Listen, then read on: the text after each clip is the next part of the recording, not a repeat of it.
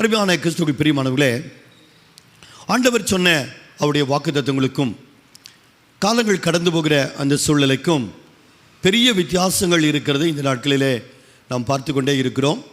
அதை குறித்து உங்களோடு கூட நான் தொடர்ந்து பேசிக்கொண்டே இருக்கிறேன். எத்தனை சூழ்நிலைகள் வந்தாலும், எவ்வளவு காலங்கள் மாறி கடந்து போனாலும், எவ்வளவு பயங்கர காரியங்களை இந்த உலகத்தில் நாம் பார்த்தாலும், ஆண்டவர் தம்முடைய பிள்ளைகளாகிய நமக்கு தேவன் என்ன சொல்லியிருக்கிறாரோ அந்த காரியத்தை கர்த்தர் கட்டாயம் நம்முடைய வாழ்க்கையில் செய்து நிறைவேற்றி முடிப்பார் என்று சொல்லி நான் மறுபடியுமாக உங்களை பார்த்து நான் சொல்லிக்கொண்டே இருக்கிறேன். இந்த காலவேளையில் மறுபடியும் அதை குறித்து உங்களோடு கூட நான் பேசும்படியாக நான் விரும்புகிறேன். எத்தனை சூழல்கள் கடந்து போனாலும் அவருடைய பிள்ளைகளாகிய நாம் தேவனை நம்பி, தேவனை விசுவாசித்து, ஆண்டவர் நமக்கு வைத்திருக்கிற மிகப்பெரிய ஆசீர்வாதங்களை, ஆண்டவர் நமக்கு வச்சிருக்கிற நல்ல அந்த ஆசீர்வாதமான அந்த வாழ்க்கையை நாம் பெற்றுக்கொள்கிறதுல கவனமுள்ள தேவ ஜனங்களாக நாம் காணப்பட வேண்டும். யார் தேவனுடைய வார்த்தைகளை நம்ப முடியாது அல்லது யார் தேவனுடைய வாக்குத்தத்தங்களை அடைய முடியாது என்று சொன்னால், வேதத்திலிருந்து ஒரு வசனத்தை நாம் எடுத்து வாசிக்க போகிறோம். எண்ணாகமத்தின் புஸ்தகம் 32வது அதிகாரம் 9வது வசனத்திலிருந்து. எண்ணாகமம் 32:9. அவர்கள் எஸ்கோல் பள்ளத்தாக்கு மட்டும் போய் அத்தேசத்தை பார்த்து வந்து, இஸ்ரவேல் புத்திரர் கர்த்தர் தங்களுக்கு கொடுத்த தேசத்திற்கு போகாதபடிக்கு அவர்கள் இருதயத்தை திடனற்று போக பண்ணினார்கள் என்று வேதத்தில் வாசிக்கிறோம். நல்ல கவனிங்க. அருமையான கர்த்தருடைய பிள்ளைகளுக்கு தேவன் கொடுத்திருக்கிற அந்த வாக்குத்தத்தத்தின் தேசத்துக்குள்ள அவர்கள் கடந்து போகிறதுக்கு முன்பதாக 12 கோத்திர தலைவர்கள் என்ன செய்தார்கள்னா, அந்த கர்த்தர் கொடுக்கிற பாலும் தேனும் ஓடுகிற இந்த தேசத்தை வேவு பார்க்கும்படியாய் கடந்து போனார்கள். நம்ம எல்லாருக்கும் தெரியும், ஏற்கனவே நிறைய செய்திகளை நாம் தியானித்திருக்கிறோம். 12 பேர், அந்த 12 பேரும் 12 கோத்திரத்தினுடைய தலைவர்களாயிருந்தார்கள். அவர்கள் அந்த கானான் தேசத்தை போய் வேவு பார்த்து வந்து அதை எப்படி நாம் சுதந்திரித்து கொள்ள முடியும், அதற்கு விரோதமாக எப்படி யுத்தத்திற்கு கடந்து போக வேண்டும், எந்த வழியில் கடந்து போகலாம், அந்த ஜனங்கள் எப்படி இருக்கிறார்கள் என்று சொல்லி அந்த தேசத்தை வேவு பார்க்கும்படியாய் கடந்து போனார்கள். எரிகோ கோட்டையை கூட வேவு பார்ப்பதற்கு 2 மனிதர் கடந்து போனதை குறித்து நாம் வேதத்தில் வாசிக்கிறோம். அவர்களை ராகாப் என்கிற ஸ்திரீயானவள் அவர்களை பாதுகாத்து, அவர்களை அந்த எரிகோ பட்டணத்தில் இருக்கிற ஜனங்கள் கடந்து வந்தவர்களை பிடிக்க வரும்போது அவர்களை ஜன்னலின் வழியாக இறக்கிவிட்டு அவர்களை தப்புவித்ததை குறித்து கூட நாம் வேதத்தில் வாசிக்கிறோம். அதே போல் கர்த்தருடைய ஜனங்கள் தேவன் கொடுத்திருக்கிற அந்த வாக்குத்தத்தத்தை சுதந்திரிப்பதற்கு அநேக நேரங்களிலே அதை வேவு பார்க்கிற ஒரு அனுபவம் ஒன்று வேதத்தில் சொல்லப்பட்டிருக்கிறது. அது எப்படி அதை நாம் கடந்து போய் சுதந்திரித்து கொள்ள முடியும், அது எப்படி இருக்கிறது, அதனுடைய நிலைமைகள் என்னவாக இருக்கிறது, யாருடைய கரத்தில் இப்பொழுது அது இருக்கிறது, அது எப்படி நாம் மேற்கொள்ள முடியும், எந்த வழியாய் அதில் நாம் கடந்து போக முடியும் என்று சொல்லி இந்த இஸ்ரவேல் ஜனங்கள் எப்படி அந்த எரிகோ கோட்டையும் அந்த கானான் தேசத்தையும் வேவு பார்த்தார்களோ, அதே போல் இந்த நாட்களிலும் ஆண்டவருடைய பிள்ளைகளாகி நம்முடைய வாழ்க்கையில் கர்த்தர் கொடுத்திருக்கிற அந்த வாக்குத்தத்தங்களை நாம் எப்படி சுதந்திரித்துக் கொள்வது என்று சொல்லி நாம் கவனமுள்ள தேவ ஜனங்களாக அதை குறித்து நாம் சிந்திக்கிறவர்களாக நாம் காணப்பட வேண்டியது அவசியமாய் காணப்படுகிறது. நாம் வாசித்த இந்த வேத வசனத்தை நீங்கள் பார்ப்பீர்களானால், அந்த வேத வசனத்தை என்ன சொல்லப்பட்டிருக்கிறது? எண்ணாகமம் 32வது அதிகாரத்தினுடைய 9வது வசனத்தை நீங்கள் எடுத்து வாசித்து பார்க்கிற போது அங்கே என்ன எழுதப்பட்டிருக்குன்னா, அவர்கள் எஸ்கோல் பள்ளத்தாக்கு மட்டும் போய் அந்த தேசத்தை பார்த்து வந்து என்று சொல்லப்பட்டிருக்கிறது. இந்த இஸ்ரவேல் ஜனங்களிலே 12 கோத்திர தலைவர்கள் இந்த கானான் தேசத்தை வேவு பார்க்க கடந்து போனாலும் 10 பேர் ஒரு கூட்டமாகவும் 2 பேர் ஒரு கூட்டமாகவும் அந்த இடத்துல செயல்படுகிறதை நாம் வேதத்தில் நாம் பார்க்கிறோம். 10 கோத்திர தலைவர்கள் ஒரு கூட்டமாக இருந்தார்கள். 2 கோத்திர தலைவர்களாகிய யோசுவாவும் காலேப்பும் ஒரு சின்ன கூட்டமாய் இருந்தார்கள். இந்த 10 கோத்திர தலைவர்கள் செய்த ஒரு காரியம் என்னன்னா, கர்த்தர் கொடுக்கிற அந்த வாக்குத்தத்தத்தின் தேசமாகிய அந்த கானான் தேசத்தை அவர்கள் முழுவதுமாய் சென்று போய் அதை பார்க்காதபடிக்கு ஏதோ ஒரு குறிப்பிட்ட இடத்திற்கு மட்டும் கடந்து போய் அல்லது ஒரு குறிப்பிட்ட எல்லை வரைக்கும் கடந்து போய் அங்கே இருக்கிறதை மாத்திரமே பார்த்துவிட்டு திரும்பி வருகிறவர்களாய் அவர்கள் காணப்பட்டார்கள். நாம் வாசித்த அந்த வேத வசனத்தில் ரொம்ப அழகாய் சொல்லப்பட்டிருக்கிறது. இந்த 10 கோத்திர தலைவர்கள் என்ன செஞ்சாங்கன்னா, அவர்கள் எஸ்கோல் பள்ளத்தாக்கு மட்டும் போய் அது வரைக்கும் போயிட்டு அவர்கள் திரும்பி வந்து அந்த தேசத்தை குறித்து என்ன செஞ்சாங்கன்னா துர்ச்செய்தியை பரவு செய்து அங்கே இருக்கிற தேவ ஜனங்களுடைய இருதயத்தை திடனற்று போக பண்ணினார்கள் என்று சொல்லி வேதத்தில் வாசிக்கிறோம். ஆனால் யோசுவாவும் காலேப்பும் அப்படி அல்ல. அவர்கள் தேசத்தை சுற்றி பார்க்கிறார்கள். எதையெல்லாம் பார்க்க முடியுமோ அதையெல்லாம் பார்க்கிறார்கள். எங்கெல்லாம் கடந்து போக முடியுமோ அங்கெல்லாம் அவர்கள் கடந்து போகிறார்கள். முழு கானான் தேசத்தையும் அவர்கள் சுற்றி பார்த்து அந்த முழு கானான் தேசத்திலும் இருக்கக்கூடிய நல்ல காரியங்களை, பாலும் தேனும் ஓடுகிற அந்த அனுபவத்தை, அங்கே இருக்கக்கூடிய பெரிய ஆசீர்வாதமான காரியங்களெல்லாம் தேடி தேடி தேடி தேடி போகிற ஒரு அனுபவத்தை அந்த இடத்துல நம்ம பார்க்கிறோம். அப்படி அவர்கள் தேடி போய் பார்க்கிற இடத்துல தான் அவர்களுக்கு கிடைத்த மிகப்பெரிய ஆசீர்வாதங்களை அவர்கள் கொண்டு வருகிறார்கள். அங்கே இருக்கிற அருமையான பழங்களை அவர்கள் கொண்டு வருகிறார்கள். நம்ம அநேக படங்களிலே நாம் பார்த்திருப்போம். 2 மனிதர் மிகப்பெரிய திராட்சை குலையை தன்னுடைய தோளிலே வைத்து சுமந்து கொண்டு வருகிறதை போல நாம் அநேக படங்களிலே பார்த்திருக்கோம். அந்த படம் வேறு ஒன்றுமில்லை, இந்த அருமையான இந்த காலேப்பும் இந்த யோசுவாவும் அந்த பாலும் தேனும் ஓடுகிற தேசத்தில் அவர்கள் கடந்து போன போது அவர்களுடைய கண்களிலே பட்ட அருமையான பழங்களையும் பெரிய பெரிய திராட்சை கொத்துகளையும் திராட்சை குலைகளையும் அவர்கள் சுமந்து கொண்டு வந்ததை தான் அப்படி படங்களாக சித்தரித்திருக்கிறார்கள். இந்த 2 கூட்டத்திற்கும் என்ன வித்தியாசம் அப்படின்னு சொன்னால், இந்த அருமையான யோசுவாவும் காலேப்பும் கர்த்தர் வாக்களித்து இருக்கிற அந்த அருமையான பாலும் தேனும் ஓடுகிற அந்த கானான் தேசத்தினுடைய முழுவதையும் அறிந்து கொள்ள மனதுள்ளவர்களாய் இருந்தார்கள். அதை முழுவதுமாக கர்த்தர் என்னெல்லாம் சொன்னாரோ அதுக்குள்ள எல்லாவற்றுக்குள்ளேயும் கடந்து போய் உள்ளே இருக்கிற எல்லாவற்றையுமே பார்த்து உள்ளுகிற எல்லாவற்றையும் அவர்கள் கண்டு அதில் நல்லவைகளை எடுத்துக்கொண்டு அவர்கள் கடந்து வருகிற ஒரு அனுபவத்தை பார்க்கிறோம். ஆனால் மீதி 10 கோத்திர தலைவர்கள் அவங்க என்ன செய்கிறாங்கன்னா, அவர்கள் குறிப்பிட்ட இடங்களுக்கு மட்டும் கடந்து போகிறார்கள். முழு வாக்குத்தத்தத்தின் தேசமாகிய அந்த பாலும் தேனும் ஓடுகிற கானான் தேசத்துடைய முழுமையையும் அவர்கள் கடந்து போய் பார்க்காமல் அவங்க என்ன செய்கிறாங்கன்னா, ஏதோ ஒரு சின்ன பகுதியை மட்டும் பார்த்துட்டு அல்லது ஒரு குறிப்பிட்ட எல்லையாகிய எஸ்கோல் பள்ளத்தாக்கு வரைக்கும் மட்டுமே அவர்கள் போய் கடந்து போய் பார்த்துவிட்டு அதோடு கூட திரும்பி வந்து விடுகிற ஒரு அனுபவம் உள்ளவர்களாகி காணப்பட்டார்கள். ஆகவே அவருடைய கண்களிலே படுகிற காரியங்கள் பார்த்திங்கன்னா பயங்கரமான காரியங்கள் படுகிறது. அவருடைய கண்களிலே நல்ல காரியங்கள் படவே இல்லை. ஆசீர்வாதமான பகுதிகளை அவர்கள் கண்டுபிடிக்க முடியல. ஆசீர்வாதமான பகுதிகளை அவர்களால் பார்க்க முடியல.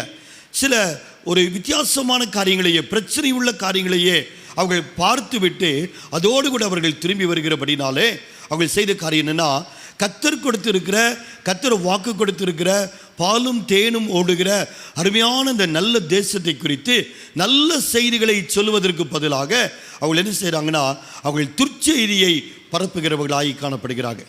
அங்கே இருக்கிற கர்த்தருடைய ஜனங்களுடைய இருதயத்தை திடனற்று போக பண்ணுகிறவர்களாக, இன்னும் சொல்லப்போனால் தலைவர்களாகிய அருமையான மோசையும் அருமையான ஆரோனையும் கூட முகங்குப்புற பண்ணக்கூடிய அளவிற்கு பயங்கர துர்ச்செய்திகளை அவர்கள் பரப்புகிறவர்களாய் காணப்பட்டார்கள். ஏனென்று சொன்னால், தேவனுடைய வாக்குத்தத்தத்தை அரைகுறையாக புரிந்து கொண்டு தேவனுடைய வாக்குத்தத்தங்களை அரைகுறையாக பார்த்து அதோடு கூட திரும்பி வந்து விடுகிற தேவ ஜனங்களாய் காணப்பட்டார்கள். அதனால தான் அவர்களால் அதை குறித்து நல்ல செய்தியை சொல்லவும் முடியல. தலைவர்களை தடுமாற பண்ணுகிறவர்களாய் இருந்தாங்க. இஸ்ரவேல் ஜனங்களை திடனற்று போக பண்ணுகிறவர்களாய் இருந்தாங்க. அது மாத்திரமல்ல, இந்த 10 பேரிலே ஒருவர் கூட கர்த்தர் கொடுத்திருக்கிற அந்த அருமையான வாக்குத்தத்தத்தை அவளால் சுதந்திரித்து கொள்ள முடியாமல் கடந்து போய்விட்டது. ஆனால் இந்த அருமையான யோசுவாவும் சரி, இந்த அருமையான காலேப்பும் சரி என்ன செஞ்சாங்கன்னா, முழு தேசத்தையும் சுற்றி வருகிறார்கள். எஸ்கோல் பள்ளத்தாக்கு மட்டும் போய்விடாதபடிக்கு இவர்கள் செய்கிற காரியம் என்னன்னா, முழு தேசத்தையும் பார்க்கிறார்கள். எல்லா இடங்களிலும் போய் பார்த்து அந்த இடத்துல கர்த்தர் கொடுக்கிற அந்த தேசம் எப்படி இருக்கிறது, அது எவ்வளவு நல்ல தேசம் என்று அவர்கள் பார்க்கிறார்கள். அவருடைய கண்களிலே அருமையான காரியங்கள் படுகிறது. அவருடைய கண்களிலே பெரிய பெரிய திராட்சை கொத்துகள் அவருடைய கண்களிலே படுகிறது. அது பாலும் தேனும் ஓடுகிற ஒரு தேசமாக அவர்களால் பார்க்க முடிகிறது. அப்படி அந்த தேசத்தினுடைய அருமையான நல்ல நன்மைகளை அவர்கள் பார்த்து வந்ததுனால அவர்களால் என்ன செய்ய முடிஞ்சதுன்னா, இந்த தேவ ஜனங்களுக்கு அந்த தேசத்தை குறித்த நல்ல செய்திகளை அவர்களால் சொல்ல முடிந்தது. அந்த தலைவர்களுக்கு நல்ல செய்திகளை சொல்ல முடிந்தது. அது ஆண்டவருடைய பார்வையில் மிகவும் பிரியமான ஒரு காரியமாய் அது காணப்படுகிறது. நிறைய இடங்களில் பார்த்தீங்கன்னா அந்த அருமையான காலேப்பை குறித்து வேதத்தில் வாசிக்கிறோம். அவன் உத்தமமாய் கர்த்தரை பின்பற்றினபடினாலே என்று சொல்லப்படுது. அவன் கர்த்தரை உத்தமமாய் பின்பற்றினான் என்று சொல்லி அந்த இடத்துல வேதத்தில் எழுதப்பட்டிருக்கிறதை நம்ம பார்க்கலாம். பாருங்க, அதே 32வது அதிகாரத்தில் 11வது வசனத்தில் கூட பார்க்கலாம். உத்தமமாய் என்னை பின்பற்றின கேனாசியனான இப்னேயின் குமாரன் காலேப்பும் நூனின் குமாரன் யோசுவாவும் என்று சொல்லி அந்த இடத்துல எழுதப்பட்டிருக்கு. அவர்கள் கர்த்தரை உத்தமமாய் பின்பற்றினார்கள் என்று சொல்லி எழுதப்பட்டிருக்கு. இந்த உத்தமமாய் அப்படிங்கிற வார்த்தை யாருக்கும் பயன்படுத்தப்பட்டிருக்குன்னா ஆபிரகாமுக்கும் தேவன் அதை எழுதி வச்சிருக்கிறார். அருமையான ஆபிரகாம் தன்னுடைய ஒரே குமாரனாகிய ஈசாக்கை அவர் பலியிடுவதற்கு கர்த்தர் காட்டின அந்த மலையின் மேலே கொண்டு போய் ஒரு பலிபீடத்தை கட்டி அங்கு விறகுகளை எல்லாம் அடுக்கி இந்த அருமையான ஈசாக்கை கரங்களையும் கால்களையும் கட்டி அந்த விறகுகள் மீது வைத்து அந்த இடத்துல அவனை பலி செலுத்துவதற்கு ஆயத்தமாகிற போது அவன் தன்னுடைய உரையில் இருக்கிற அந்த அருமையான ஒரு பெரிய கத்தி எடுத்து ஈசாக்கை பலியிடுவதற்கு தன்னுடைய கரத்தை ஓங்குகிற வேளையில் ஆண்டவர் சத்தமிட்டு சொல்கிறார், ஆபிரகாமே உன்னுடைய கரத்தை பிள்ளையாண்டான் மேலே போடாதே, உன் கரத்தை நிறுத்து என்று சொன்ன ஆண்டவர் ஒரு வார்த்தையை சொல்கிறார், நீ உத்தமன் என்று சொல்லி இப்பொழுது நான் அறிந்து கொண்டேன் என்று ஆண்டவர் சொல்கிறார். அப்போ இந்த உத்தமமாய் கர்த்தரை பின்பற்றுகிற அனுபவங்கிறது என்ன? உத்தமன் அப்படின்னு ஆண்டவர் எழுதி வச்சிருக்கிறாரே, அதனுடைய அனுபவம் என்ன அப்படின்னு சொன்னால் நல்ல கவனிங்க. எந்த சூழ்நிலை நடுவிலும் கர்த்தரை நம்பி கடந்து போகிற ஒரு வாழ்க்கை. எத்தனையோ காரியங்கள் வரும், எவ்வளவோ காரியங்களை நம்முடைய கண்களிலே நெகட்டிவாக நம்ம பார்ப்போம். அந்த இடத்துல கர்த்தர் சொல்லுகிற வாக்குத்தத்தங்கள் நம்முடைய வாழ்க்கையில் நிறைவேறுவதற்கு ஏதுவல்லாத எத்தனையோ சூழ்நிலைகளை நம்முடைய கண்களிலே பார்ப்போம். ஆனாலும் கர்த்தரது எனக்கு தருவார் என்று சொல்லி தேவனை நம்பி கடந்து போகிற ஒரு அனுபவம். இந்த அருமையான யோசுவாவும் இந்த அருமையான காலேப்பும் கூட என்ன பண்ணாங்க அப்படின்னா, அந்த கீழே விழுந்து கிடந்த அந்த மோசையும் ஆரோனையும் கூட அவர்கள் தட்டி எழுப்பி அவர்கள் என்ன சொல்கிறாங்கன்னா, கர்த்தர் அந்த தேசத்தை நமக்கு தருவார் என்று சொல்லுகிறார். அது நல்ல தேசம், அது பாலும் தேனும் ஓடுகிற அருமையான ஒரு தேசமாக இருக்கிறது. அங்கே இருக்கிற சில கனிகளை நாங்கள் உங்களுக்கு கொண்டு வந்திருக்கிறோம். நீங்கள் பார்ப்பதற்கு கர்த்தர் சொன்ன தேசம் உண்மையாகவே ஆசீர்வதிக்கப்பட்ட தேசம்தான், அது பாலும் தேனும் ஓடுகிற தேசம்தான் என்பதற்கு அதை உங்களுக்கு நாங்கள் நிரூபிப்பதற்கு அந்த தேசத்தில் இருக்கிற நல்ல உசிதமான காரியங்களை நாங்கள் கொண்டு வந்திருக்கிறோம், நல்ல பழங்களை நாங்கள் சிலவற்றை நாங்கள் கொண்டு வந்திருக்கிறோம் என்று சொல்லி அந்த தேசத்தில் இருக்கக்கூடிய நன்மையான காரியங்களை தேடி எடுத்து கொண்டு வந்து கர்த்தருடைய ஜனங்களுக்கு முன்பதாக அதை வைத்து அது நல்ல தேசம் என்பதை நிரூபித்து கர்த்தர் அதை நமக்கு தருவார் என்று சொல்லி அவர்கள் சொல்லுகிறதை வேதத்தில் பார்க்கிறோம். இதுதான் கர்த்தருக்கு முன்னால் ரொம்ப பிரியமாய் இருந்த ஒரு காரியம். ஒருவேளை இந்த 10 கோத்திர தலைவர்கள் பார்த்ததை போல அந்த இடத்துல பல விஷயங்கள் அங்கே இருந்தது. ஏன்னா இவங்க பாதியோடு கூட திரும்பி வந்து விட்டார்கள். இந்த அருமையான இந்த 10 கோத்திர தலைவர்கள் என்ன செஞ்சிட்டாங்கன்னா, எஸ்கோல் பள்ளத்தாக்கு வரைக்கும் போயிட்டு அப்படியே திரும்பி வந்துட்டாங்க. அந்த எஸ்கோல் பள்ளத்தாக்கு வரைக்கும் இவர்கள் கண்ட காரியம் என்ன அப்படின்னு சொன்னால், அந்த இடத்துல பார்த்தீங்கன்னா ராட்சதர்களை கண்டார்கள், அரணிப்பான பட்டணமாக இதை பார்த்தார்கள், அது பயங்கரமான பட்டணமாய் பார்த்தார்கள், அது கொலை செய்கிற ஒரு பட்டணமாக பார்த்தார்கள். இந்த காரியத்தை இந்த 10 கோத்திர தலைவர்கள் மட்டும் இல்லை, இந்த அருமையான யோசுவாவும் காலேப்பும் கூட அதை பார்த்திருந்தார்கள். அவர்களும் ஒருவேளை அந்த எஸ்கோல் பள்ளத்தாக்கோடு கூட அவர்களும் திரும்பி வந்திருந்தால் எதை அவர்கள் தன்னுடைய கண்களிலே கண்டார்களோ அதை மாத்திரமே அந்த 10 கோத்திர தலைவர்கள் சொன்னதைப் போல இவர்களும் அந்த எஸ்கோல் பள்ளத்தாக்கு வரைக்கும் பார்த்த அநேக விஷயங்களை சொல்லியிருப்பார்கள். 12 கோத்திர தலைவர்களும் ஒரே மாதிரி சொல்லியிருப்பார்கள். அப்படிப்பட்ட செய்தியானது இஸ்ரவேலரை ஒரு பயங்கர நிலைக்குள்ளே கொண்டு போயிருக்கு. ஆனால் இந்த அருமையான இந்த யோசுவாவும் இந்த காலேப்பும் என்ன செய்கிறாங்கன்னா, இந்த எஸ்கோல் பள்ளத்தாக்கோடு கூட அவர்கள் நின்று விடாதபடிக்கு அவள் தேசத்தில் கர்த்தர் சொன்ன தேசம் எப்படிப்பட்டது என்று பார்ப்பதற்கு இன்னும் அநேக இடங்களுக்கு அவர்கள் கடந்து போகிறவர்களாக இருக்கிறாங்க. பல இடங்களுக்கு கடந்து போகிறார்கள். தேவன் சொன்ன அந்த வார்த்தையை நம்பி நன்மைகளை தேடி தேடி தேடி தேடி அவர்கள் கடந்து போகிறார்கள். அநேக நல்ல பழங்களை தேடி கடந்து போனார்கள். உசிதமான காரியங்களை தேடி அவர்கள் கடந்து போனார்கள். அவர்கள் போகிற அநேக இடங்களிலே நல்ல அருமையான காரியங்களை அவர்கள் கண்டுபிடித்தார்கள். கர்த்தர் சொன்னதைப் போலவே அது அருமையான ஒரு தேசமாக இருக்கிறதை அவர்களால் பார்க்க முடிந்தது. கர்த்தர் சொன்னதைப் போலவே அது பாலும் தேனும் ஓடுகிற ஒரு தேசமாக இருக்கிறதை அவர்களால் பார்க்க முடிஞ்சது. ஆகவே அவர்கள் என்ன செஞ்சாங்கன்னா, அங்கே இருக்கிற நன்மைகளை எடுத்துகிட்டு வராங்க. அதுக்குள்ளே இருக்கிற அருமையான நன்மைகளை எடுத்துகிட்டு வந்து என்ன செஞ்சாங்கன்னா, தேவ ஜனங்களுக்கு முன்னால் வச்சு பாருங்க, கர்த்தர் சொன்ன தேசம் இப்படிப்பட்ட ஒரு தேசம், எவ்வளோ அருமையான கனிகள் இருக்கிறது, எவ்வளோ அருமையான உச்சிதமான காரியங்கள் இங்கே இருக்கிறது. கர்த்தர் நமக்கு வாக்களித்ததைப் போலவே அந்த தேசமானது நல்ல தேசமாக இருக்கிறது, பாலும் தேனும் ஓடுகிற தேசமாக இருக்கிறது. அந்த தேசத்தில் ஒருவேளை எஸ்கலோன் பள்ளத்தாக்கில் நாங்கள் பார்த்ததைப் போல அது பயங்கரமாய் காணப்பட்டாலும் கர்த்தர் சொன்னதைப் போலவே அந்த தேசம் இருக்கிறதுனால கர்த்தர் அந்த தேசத்தை நமக்கு தருவார் என்று சொல்லி தேவனுக்கு முன்பதாக தேவனுக்கு பிரியமான காரியத்தை அவர்கள் செய்கிறவர்களாக இருக்கிறாங்க. எந்த சூழ்நிலையிலும் எப்பேற்பட்ட காரியங்களை நம்முடைய கண்களிலே கண்டாலும் கர்த்தர் சொன்னதை நம்பி தேவன் சொன்னதைப் போல என் வாழ்க்கையிலே செய்வார் என்று நம்பி தொடர்ந்து கடந்து போகிற ஒரு அனுபவம் இருக்குது பார்த்தீங்களா? அந்த அனுபவம் தான் கர்த்தரை உத்தமமாய் பின்பற்றுகிற ஒரு அனுபவம். இப்படிப்பட்ட ஒரு அனுபவம் இந்த யோசுவாவுக்கும் காலேபுக்கும் இருந்தது. இப்படிப்பட்ட அனுபவம் அருமையான ஆபிரகாமுக்கு இருந்துச்சு. தன்னுடைய பிள்ளையை பலியிட வேண்டிய ஒரு பயங்கர நிலைக்குள்ள இந்த ஆபிரகாம் கடந்து போகும்போது அப்படி இருதயம் எப்படி இருக்கும் பாருங்க. ஆனாலும் கர்த்தர் பேரில் அவருக்கு இருந்த ஒரு பெரிய நம்பிக்கை, தேவன் கொடுத்த வாக்குத்தத்தத்தின் மீது ஆபிரகாமுக்கு இருந்த ஒரு பெரிய அசைக்க முடியாத ஒரு நம்பிக்கை. அவருடைய ஒரு பயங்கர நேரத்தில் கூட அது இருந்தது, ஒரு பயங்கர நிலையிலே கூட அது காணப்பட்டது. ஆபிரகாம் என்ன நினைத்தார்? இந்த ஈசாக்கின் மூலமாகத்தான் உடைய சந்ததி விளங்கும் என்று எனக்கு ஆண்டவர் சொல்லி இருக்கிறார். ஆனால் இப்பொழுது இந்த ஈசாக்கை தேவன் பலியிட சொல்கிறார்.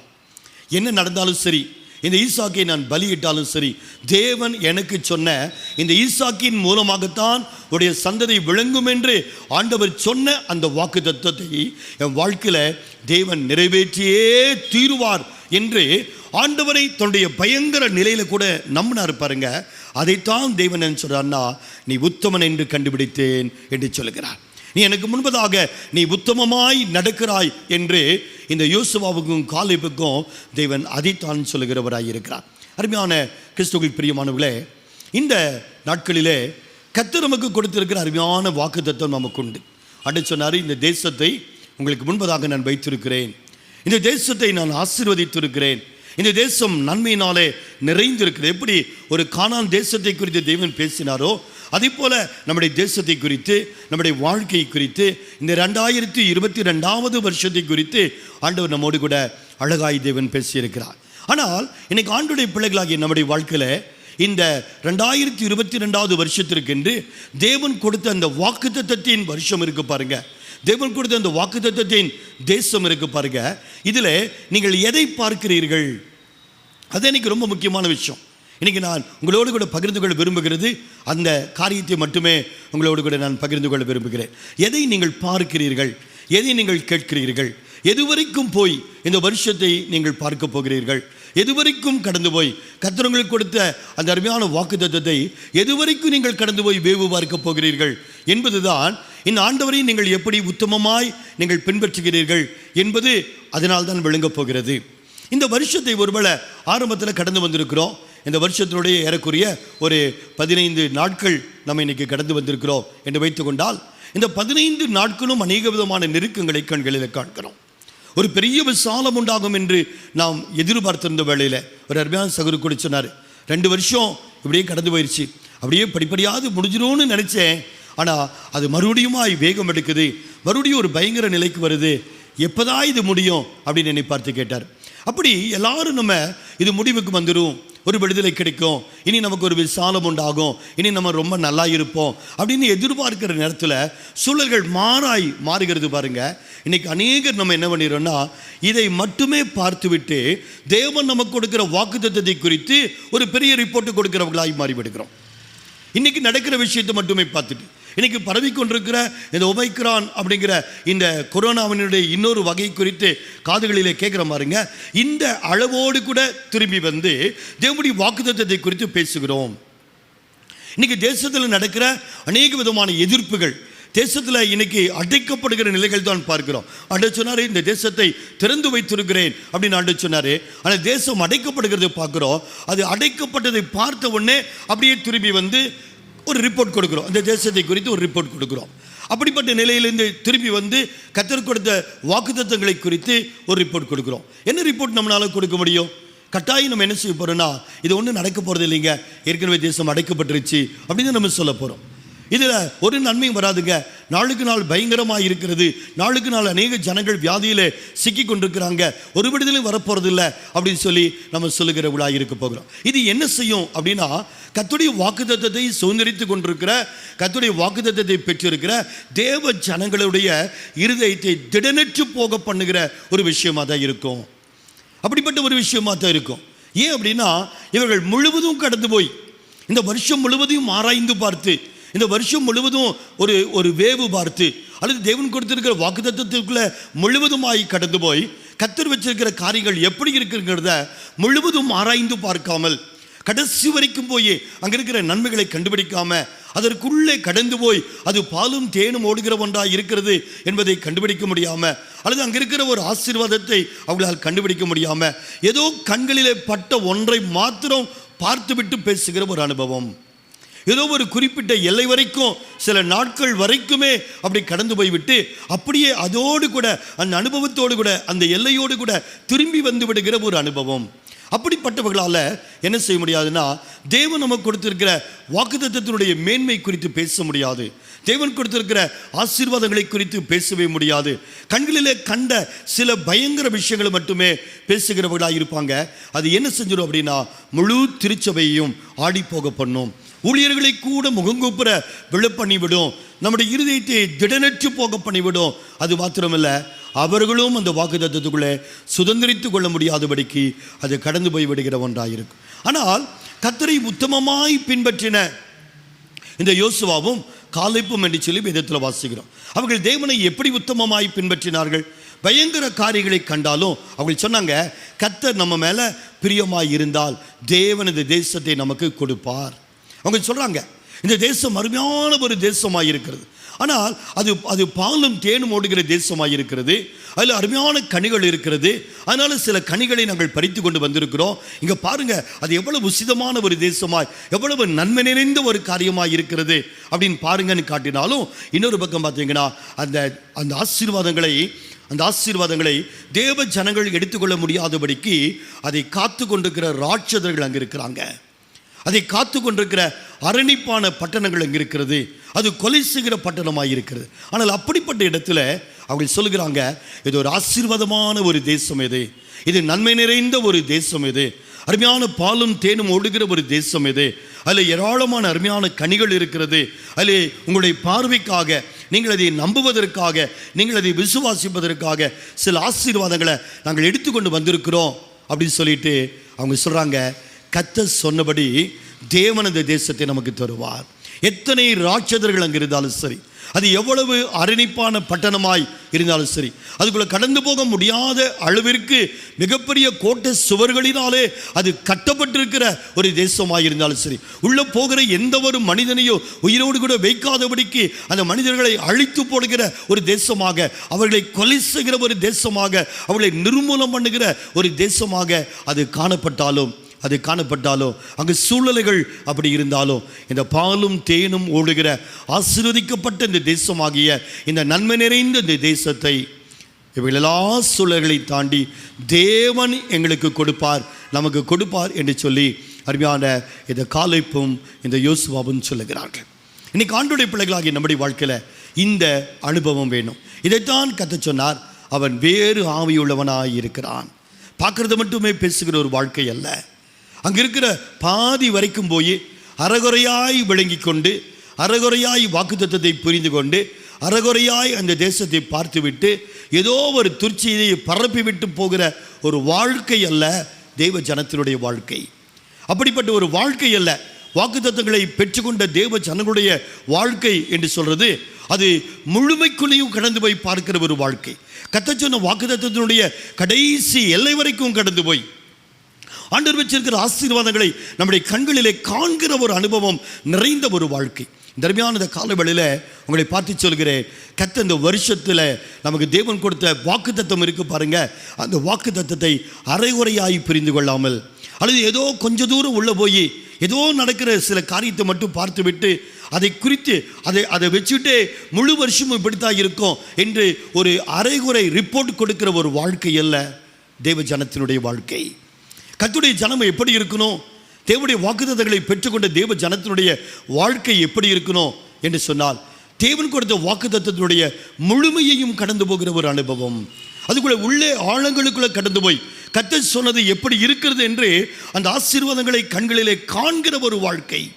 அதைத்தான் 1 கொரிந்தியர் 2வது அதிகாரத்தில் 9வது அதிகாரத்தில் 10வது வசனத்தில் வாசிக்கிறோம். 9வது வசனம் என்ன சொல்கிறது என்று சொன்னால், தேவன் தம்மிலே அன்பு கூறுகிற அவருடைய ஜனங்களுக்கு தேவன் ஆயத்தப்படுத்தி வைத்திருக்கிற அந்த ஆசீர்வாதமானது எப்படிப்பட்டது என்று சொன்னால், இதுவரைக்கும் அவர்கள் கண்களை கண்டிராத, இதுவரைக்கும் அவருடைய காதுகளிலே கேட்டிராத, இதுவரைக்கும் அவருடைய இருதயத்திலே சிந்தையிலே கூட அவர்கள் யோசித்து கூட பார்த்திருக்க முடியாத மிகப்பெரிய காரியங்களை தேவன் வாக்களித்திருக்கிறார். அப்படிப்பட்ட காரியத்தை நம்ம எப்படி உள்ள போய் பார்க்க முடியும்? அப்படிப்பட்ட காரியத்தை எப்படி நாம் வேவு பார்க்க முடியும்? அப்படிப்பட்ட காரியங்களை வேவு பார்க்க ஒரு மனிதனால முடியுமா? தேவன் நமக்கு வச்சிருக்கிற திட்டங்களை, தேவன் நமக்கு தந்திருக்கிற தரிசனங்களை, ஆண்டவர் நமக்கு வாக்களித்திருக்கிற ஆசீர்வாதங்களை ஒரு மனிதன் உள்ள போய் வேவு பார்க்க முடியுமா? அந்த மனிதன் வெறும் மனிதனாய் மாத்திரமே உள்ள போய் வேவு போய் பார்ப்பதற்கு முயற்சி செய்கிற நேரத்தில் 10 கோத்திர தலைவர்களைப் போல ஒரு எல்லை வரைக்கும், எஸ்கலோன் பள்ளத்தாக்கு வரைக்கும் தான் நம்ம போக முடியும். அதுக்கு மேலே நம்மளால் போக முடியாது. அங்கே உள்ள இருக்கிற பயங்கர காரியங்களை மட்டும்தான் நம்முடைய மாம்சத்தின் கண்களிலே பார்க்க முடியும். அதுக்கு மேலே பார்க்க முடியாது. ஆனால் தேவ ஜனங்கள் தேவன் வச்சிருக்கிற ஆசீர்வாதத்தினுடைய ஆழங்களுக்குள்ள கடந்து போய் எல்லா எல்லைகளிலும் கடந்து போய் தேவன் நமக்கு வச்சிருக்கிற பெரிய ஆசீர்வாதங்களை அவர்கள் கண்டுபிடிப்பதற்கு, வேவு பார்ப்பதற்கு அவர்கள் அதுக்குள்ளே கடந்து போய் அவர்கள் எல்லாவற்றையும் பார்த்து அதில் சில ஆசீர்வாதங்களை எடுத்துட்டு வந்து ஜனங்களுக்கு காட்டி ஜனங்களை தைரியப்படுத்தக்கூடிய அளவிற்கு ஒரு தேவ மனுஷனால, கர்த்தருடைய பிள்ளைகளால் முடியும் என்று சொன்னால் அதற்கு ஒரு விசேஷித்த அனுபவம் வேண்டும். அதுக்கு ஒரு விசேஷித்த ஒரு அனுபவம் வேணும். அது என்ன அனுபவம்? அதைத்தான் 10வது வசனம் சொல்லுகிறது. நமக்கோ என்று எழுதப்பட்டிருக்கு. நமக்கோன்னு ஆரம்பிக்கப்பட்டிருக்கு. அப்படின்னா யாரு?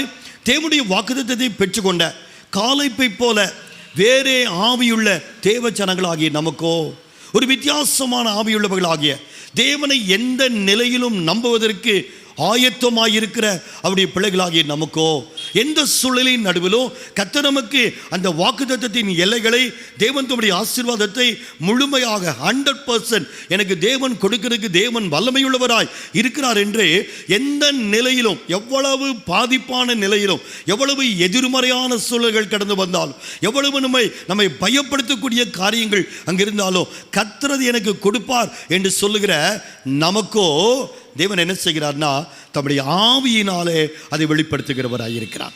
இன்னைக்கு மாம்சத்தை கொண்டு, நம்முடைய மனித அறிவை கொண்டு தேவனுடைய வாக்குத்தத்தத்தை நம்ம வேவு பார்க்க முடியாது.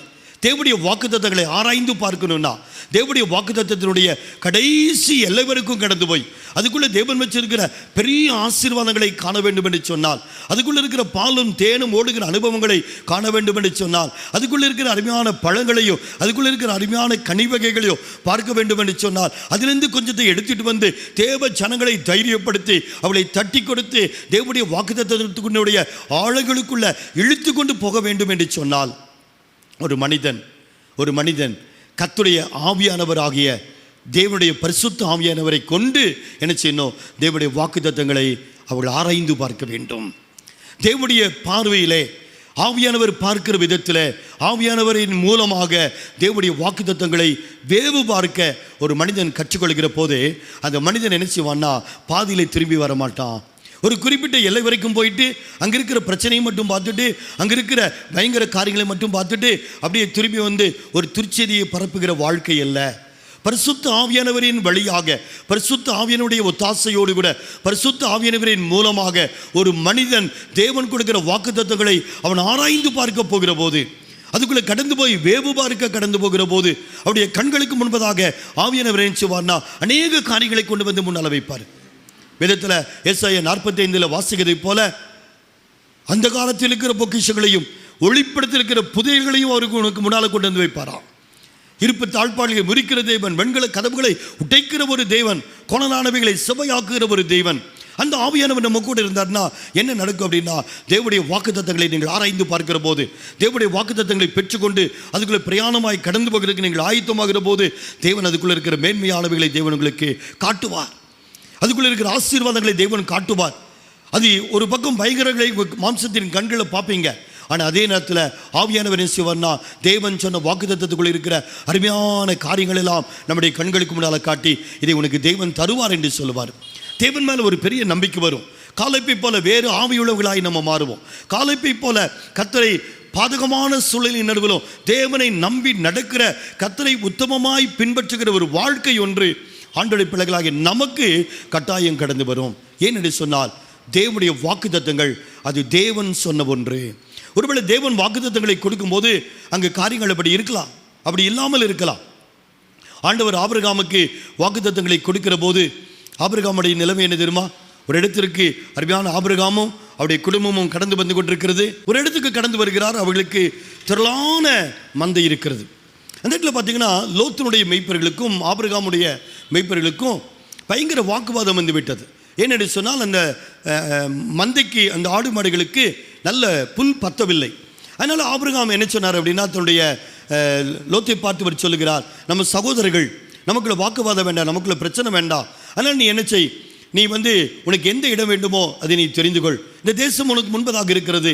உனக்கு வலது பக்கம் நீ போகணும்னு நினச்சினா நீ வலது பக்கம் போ, இடது பக்கம் போகணுன்னா நீ இடது பக்கம் போ, நீ இடது பக்கம் போயிட்டேன்னா நான் வலது பக்கம் போய்க்கிறேன், நான் வலது பக்கம் போனால் நான் இடது பக்கம் போய்க்கிறேன், நீ தெரிந்து கொள் என்று சொன்ன போது அந்த அருமையான லோத்து தன்னுடைய கண்களை ஏறெடுத்து பார்க்கிறான். பார்க்கிற போது அந்த இடத்துல ஒரு பெரிய சமவெளி, அருமையான ஒரு இடமாக இருக்கிறது. அது எப்படி இருந்தது? ஏதேனை போல, கர்த்தருடைய தோட்டத்தை போல இருந்தது என்று சொல்லி வேதத்தில் வாசிங்க. ஆகவே இந்த செழிப்பான பகுதியை இந்த அருமையான லோத்து எடுத்துக்கொள்கிறார். ஆனால் மீதி ஆபிரகாமுக்கு விடப்பட்டது ஒரு பொட்டல் காடை போல, ஒன்றுமே இல்லை. அது வெறுமையான ஒரு இடமாகி காணப்பட்டது. ஆனால் ஆண்டவர் சொன்னார், ஆபிரகாமை பார்த்து சொன்னார், உன்னால் எவ்வளவு தூரம் நடந்து தெரிய முடியுமோ நடந்து தெரி, உன்னால் எவ்வளவு தூரம் கண்களை கொண்டு ஏறெடுத்து பார்க்க முடியுமோ ஏறெடுத்து பார், இதை நான் உனக்கு தரப்போகிறேன், இதை பாலும் தேனும் ஓடுகிற தேசமாய் உனக்கு தருவேன் என்று ஆண்டவர் சொன்னார். ஆண்டவர் ஆபிரகாமுக்கு அதை வாக்களித்த போது அது அப்படி இல்லை. ஆனால் ஆபிரகாமுக்கு தேவன் தான் வாக்களித்ததை போல அதை அவர்களுக்கு கொடுத்த போது அது பாலும் தேனும் ஓடுகிற ஒரு தேசமாக இருந்தது. இன்னைக்கு ஆண்டவருடைய பிள்ளைகளாகி நம்முடைய வாழ்க்கையில் கர்த்தர் நமக்கு வாக்குத்தத்தத்தை தேவன் கொடுக்கிறார். அந்த வாக்குத்தத்தத்தை நம்ம பெற்றுக்கொண்டிருக்கிறோம். ஆனால் வாக்குத்தத்தத்தை பெற்றுக்கொண்டு அதுக்குள்ளே கடந்து போய் அது எப்படி இருக்கிறது என்று அதை வேவு பார்க்கும்படியாய் நாம் கடந்து போகிற போது அதை முழுமையும் கடந்து போய் கர்த்தரை நம்பி அதை முழுவதுமாய் கடந்து போய் அதை நீங்கள் பார்க்க உங்களுக்கு தெரியாவிட்டால் ஏதோ ஒரு எல்லையிலே நீங்கள் திரும்பி வந்து விடுகிறவர்களாய் காணப்படுவீங்க. ஏதோ பிரச்சனைகள் மட்டுமே நம்முடைய கண்களுக்கு தெரியும். திரும்பி வந்து நம்ம என்ன செஞ்சிருவோம்னா கர்த்தருடைய வாக்குத்தத்தத்தை குறித்து நம்ம துர்ச்செய்தியை பரப்புகிறவர்களாய் நம்ம மாறிவிடுவோம். அப்படியல்ல தேவஜனமே, ஆண்டவருடைய பிள்ளைகளாகிய நம்ம செய்ய வேண்டிய ஒரு காரியம் என்னன்னா, கர்த்தர் நமக்கு கொடுத்திருக்கிற அந்த வாக்குத்தத்தங்களை முழுவதுமாய் ஆராய்ந்து பார்க்க வேண்டும். முழுவதும் நாம் உள்ளே கடந்து போய் அங்கு தேவன் சொன்ன வார்த்தைகள் எப்படி இருக்கிறது என்று நாம் அதை பார்க்க வேண்டும். அதை நம்முடைய மாம்ச கண்களிலே பார்ப்பதற்கு நம்ம பிரயாசப்பட்டால் இந்த அருமையான 10 கோத்திர தலைவர்களைப் போல எஸ்கலோன் பள்ளத்தாக்குங்கிற பள்ளத்தாக்கு வரைக்கும் அவர்கள் கடந்து போனதைப் போல ஏதோ ஒரு குறிப்பிட்ட இடத்தை மட்டும் பார்த்துட்டு வந்துடுவோம். அந்த குறிப்பிட்ட இடத்தில் இருக்கிற பிரச்சனைகளைத்தான் நம்முடைய கண்கள், மாம்ச கண்கள் பார்க்கும். அங்கே இருக்கிற போராட்டங்களைத்தான் நம்முடைய கண்கள் கண்டுபிடிக்குமே தவிர தேவன் நமக்கு வச்சிருக்கிற, அவர் நமக்காக ஆயத்தப்படுத்தி இருக்கிற, நம்முடைய கண்கள் கண்டிராத, காதுகள் கேட்டிராத, நம்முடைய இருதயத்தில் கூட தோன்றிராத காரியங்களை நம்முடைய மாம்ச கண்களை கொண்டு நம்மால் பார்க்கவே முடியாது. அப்படியே வெறும் மாம்ச கண்களை கொண்டு நீங்கள் பார்த்துவிட்டு வருவீர்களானால் கர்த்தருடைய வாக்குத்தத்தம் உங்கள் வாழ்க்கையில் நிறைவேறாது. கர்த்தருடைய வாக்குத்தத்தத்தை குறித்து துர்ச்செய்தியை சொல்கிறவர்களாக இருப்போம். அது நம்மை மட்டுமில்லை, நம்மோடு கொடுக்கிற அநேகரை முகங்குப்புற விழச் செய்து விடுகிற ஒரு செய்தியாகி காணப்படும். ஆகவே ஆண்டவருடைய பிள்ளைகள் பரிசுத்தாவினுடைய ஒத்தாசையோடு கூட என்ன செய்யணும்னா கர்த்தர் கொடுத்த வாக்குத்தத்தங்களை நாம் என்ன செய்யணும், உள்ளே கடந்து போய் அதை பார்ப்பதற்கு ஆண்டவருடைய பிள்ளைகளாகிய நாம் கற்றுக்கொள்ள வேண்டும். ஒருவேளை இந்த வருஷத்தில் ஆண்டவர் சொன்ன இந்த வாக்குத்தத்தத்தின்படி இந்த வருஷத்தை கர்த்தர் எப்படி நமக்கு மாற்றி தந்திருக்கிறார்னா, ஆசீர்வாதத்தின் வருஷமாக இந்த தேசம் நமக்கு முன்பதாக ஆசீர்வதிக்கப்பட்ட ஒன்றாக, அது நமக்கு முன்பதாக விசாலமான ஒன்றாக, திறந்து வைக்கப்பட்டிருக்கிற ஒன்றாக, உள்ளே கடந்து போய் நம்முடைய ஆசீர்வாதங்களை ஏராளமாக எடுத்துக்கொண்டு அதை நல்லா சாப்பிட்டு திருப்தி அடைந்து நம்முடைய கூடாரங்களிலே கொண்டு வந்து வைக்கிற ஒரு காரியமாக அதை தேவன் வச்சிருக்கிறார். மற்றவர்களுக்கு நற்செய்தியை அறிவிக்கிற ஒரு காரியமாக தேவன் அதை நமக்காக வச்சிருக்கிறார். ஆண்டவருடைய பிள்ளைகள் அதை நாம் விசுவாசிப்பதற்கு ஆண்டவருடைய பிள்ளைகளாகி நாம் அதை கற்றுக்கொள்ள வேண்டும். பாருங்க, கொஞ்சம் நம்முடைய வேதத்தை அப்படியே ஏசாயா தீர்க்கதரிசியின் புத்தகத்தில் 60வது அதிகாரத்துக்கு நேராக நாம் திருப்ப போகணும். இந்த வருஷத்தில் தேவன் நமக்கு இன்னும் அநேக காரியங்களை நம்மோடு கூட பேசுகிற தேவனாக இருக்கிறது என்னால் இந்த நாளிலே பார்க்க முடிகிறது. அந்த இடத்துல பார்த்தீங்கன்னா அந்த 60வது அதிகாரத்தினுடைய 1-2 வசனங்களை நாம் வாசிக்க போகிறோம். எழும்பி பிரகாசி, உன் ஒளி வந்தது, கர்த்தருடைய மகிமை உன்மேல் உதித்தது. இதோ இருள் பூமியையும் காரிருள் ஜனங்களையும் மூடும், ஆனாலும் கர்த்தர் உன்மேல் உதிப்பார், அவருடைய மகிமை உன்மேல் காணப்படும் என்று சொல்லப்பட்டிருக்கிறது. ஆண்டவர் ஒரு பெரிய வாக்குத்தத்தத்தை கொடுக்கிறார். என்ன வாக்குத்தத்தம் கொடுக்கிறார்? ஆண்டவருடைய பிள்ளைகளை பார்த்து, சபையை பார்த்து தேவன் தட்டி எழுப்புகிறார். என்ன சொல்லி எழுப்புகிறார்? எழும்பி பிரகாசி, உன் ஒளி வந்தது என்று சொல்லுகிறார். அப்போ நம்ம என்ன நினைக்கிறோம் அப்படின்னு சொன்னால், ஒளி வந்துருச்சு அப்படின்னா எங்கும் ஒளி, எங்கே பார்த்தாலும் ஒளி அப்படின்னு நம்ம நினைக்கிறோம். ஆனால் அடுத்த வசனம் என்ன சொல்லுது? இதோ இருள் பூமியையும் காரிருள் ஜனங்களையும் மூடும் என்று சொல்லப்பட்டிருக்கு. மூடும் என்று சொல்லப்படுது. அப்படின்னா எங்கும் ஒளி அல்ல, எங்கும் ஒளி அல்ல. ஒரு பக்கத்தில் ஒளி, இன்னொரு பக்கத்தில் காரிருள். அதே 2வது வசனத்தில் இன்னும் அழகாய் சொல்லப்பட்டிருக்கு பாருங்க.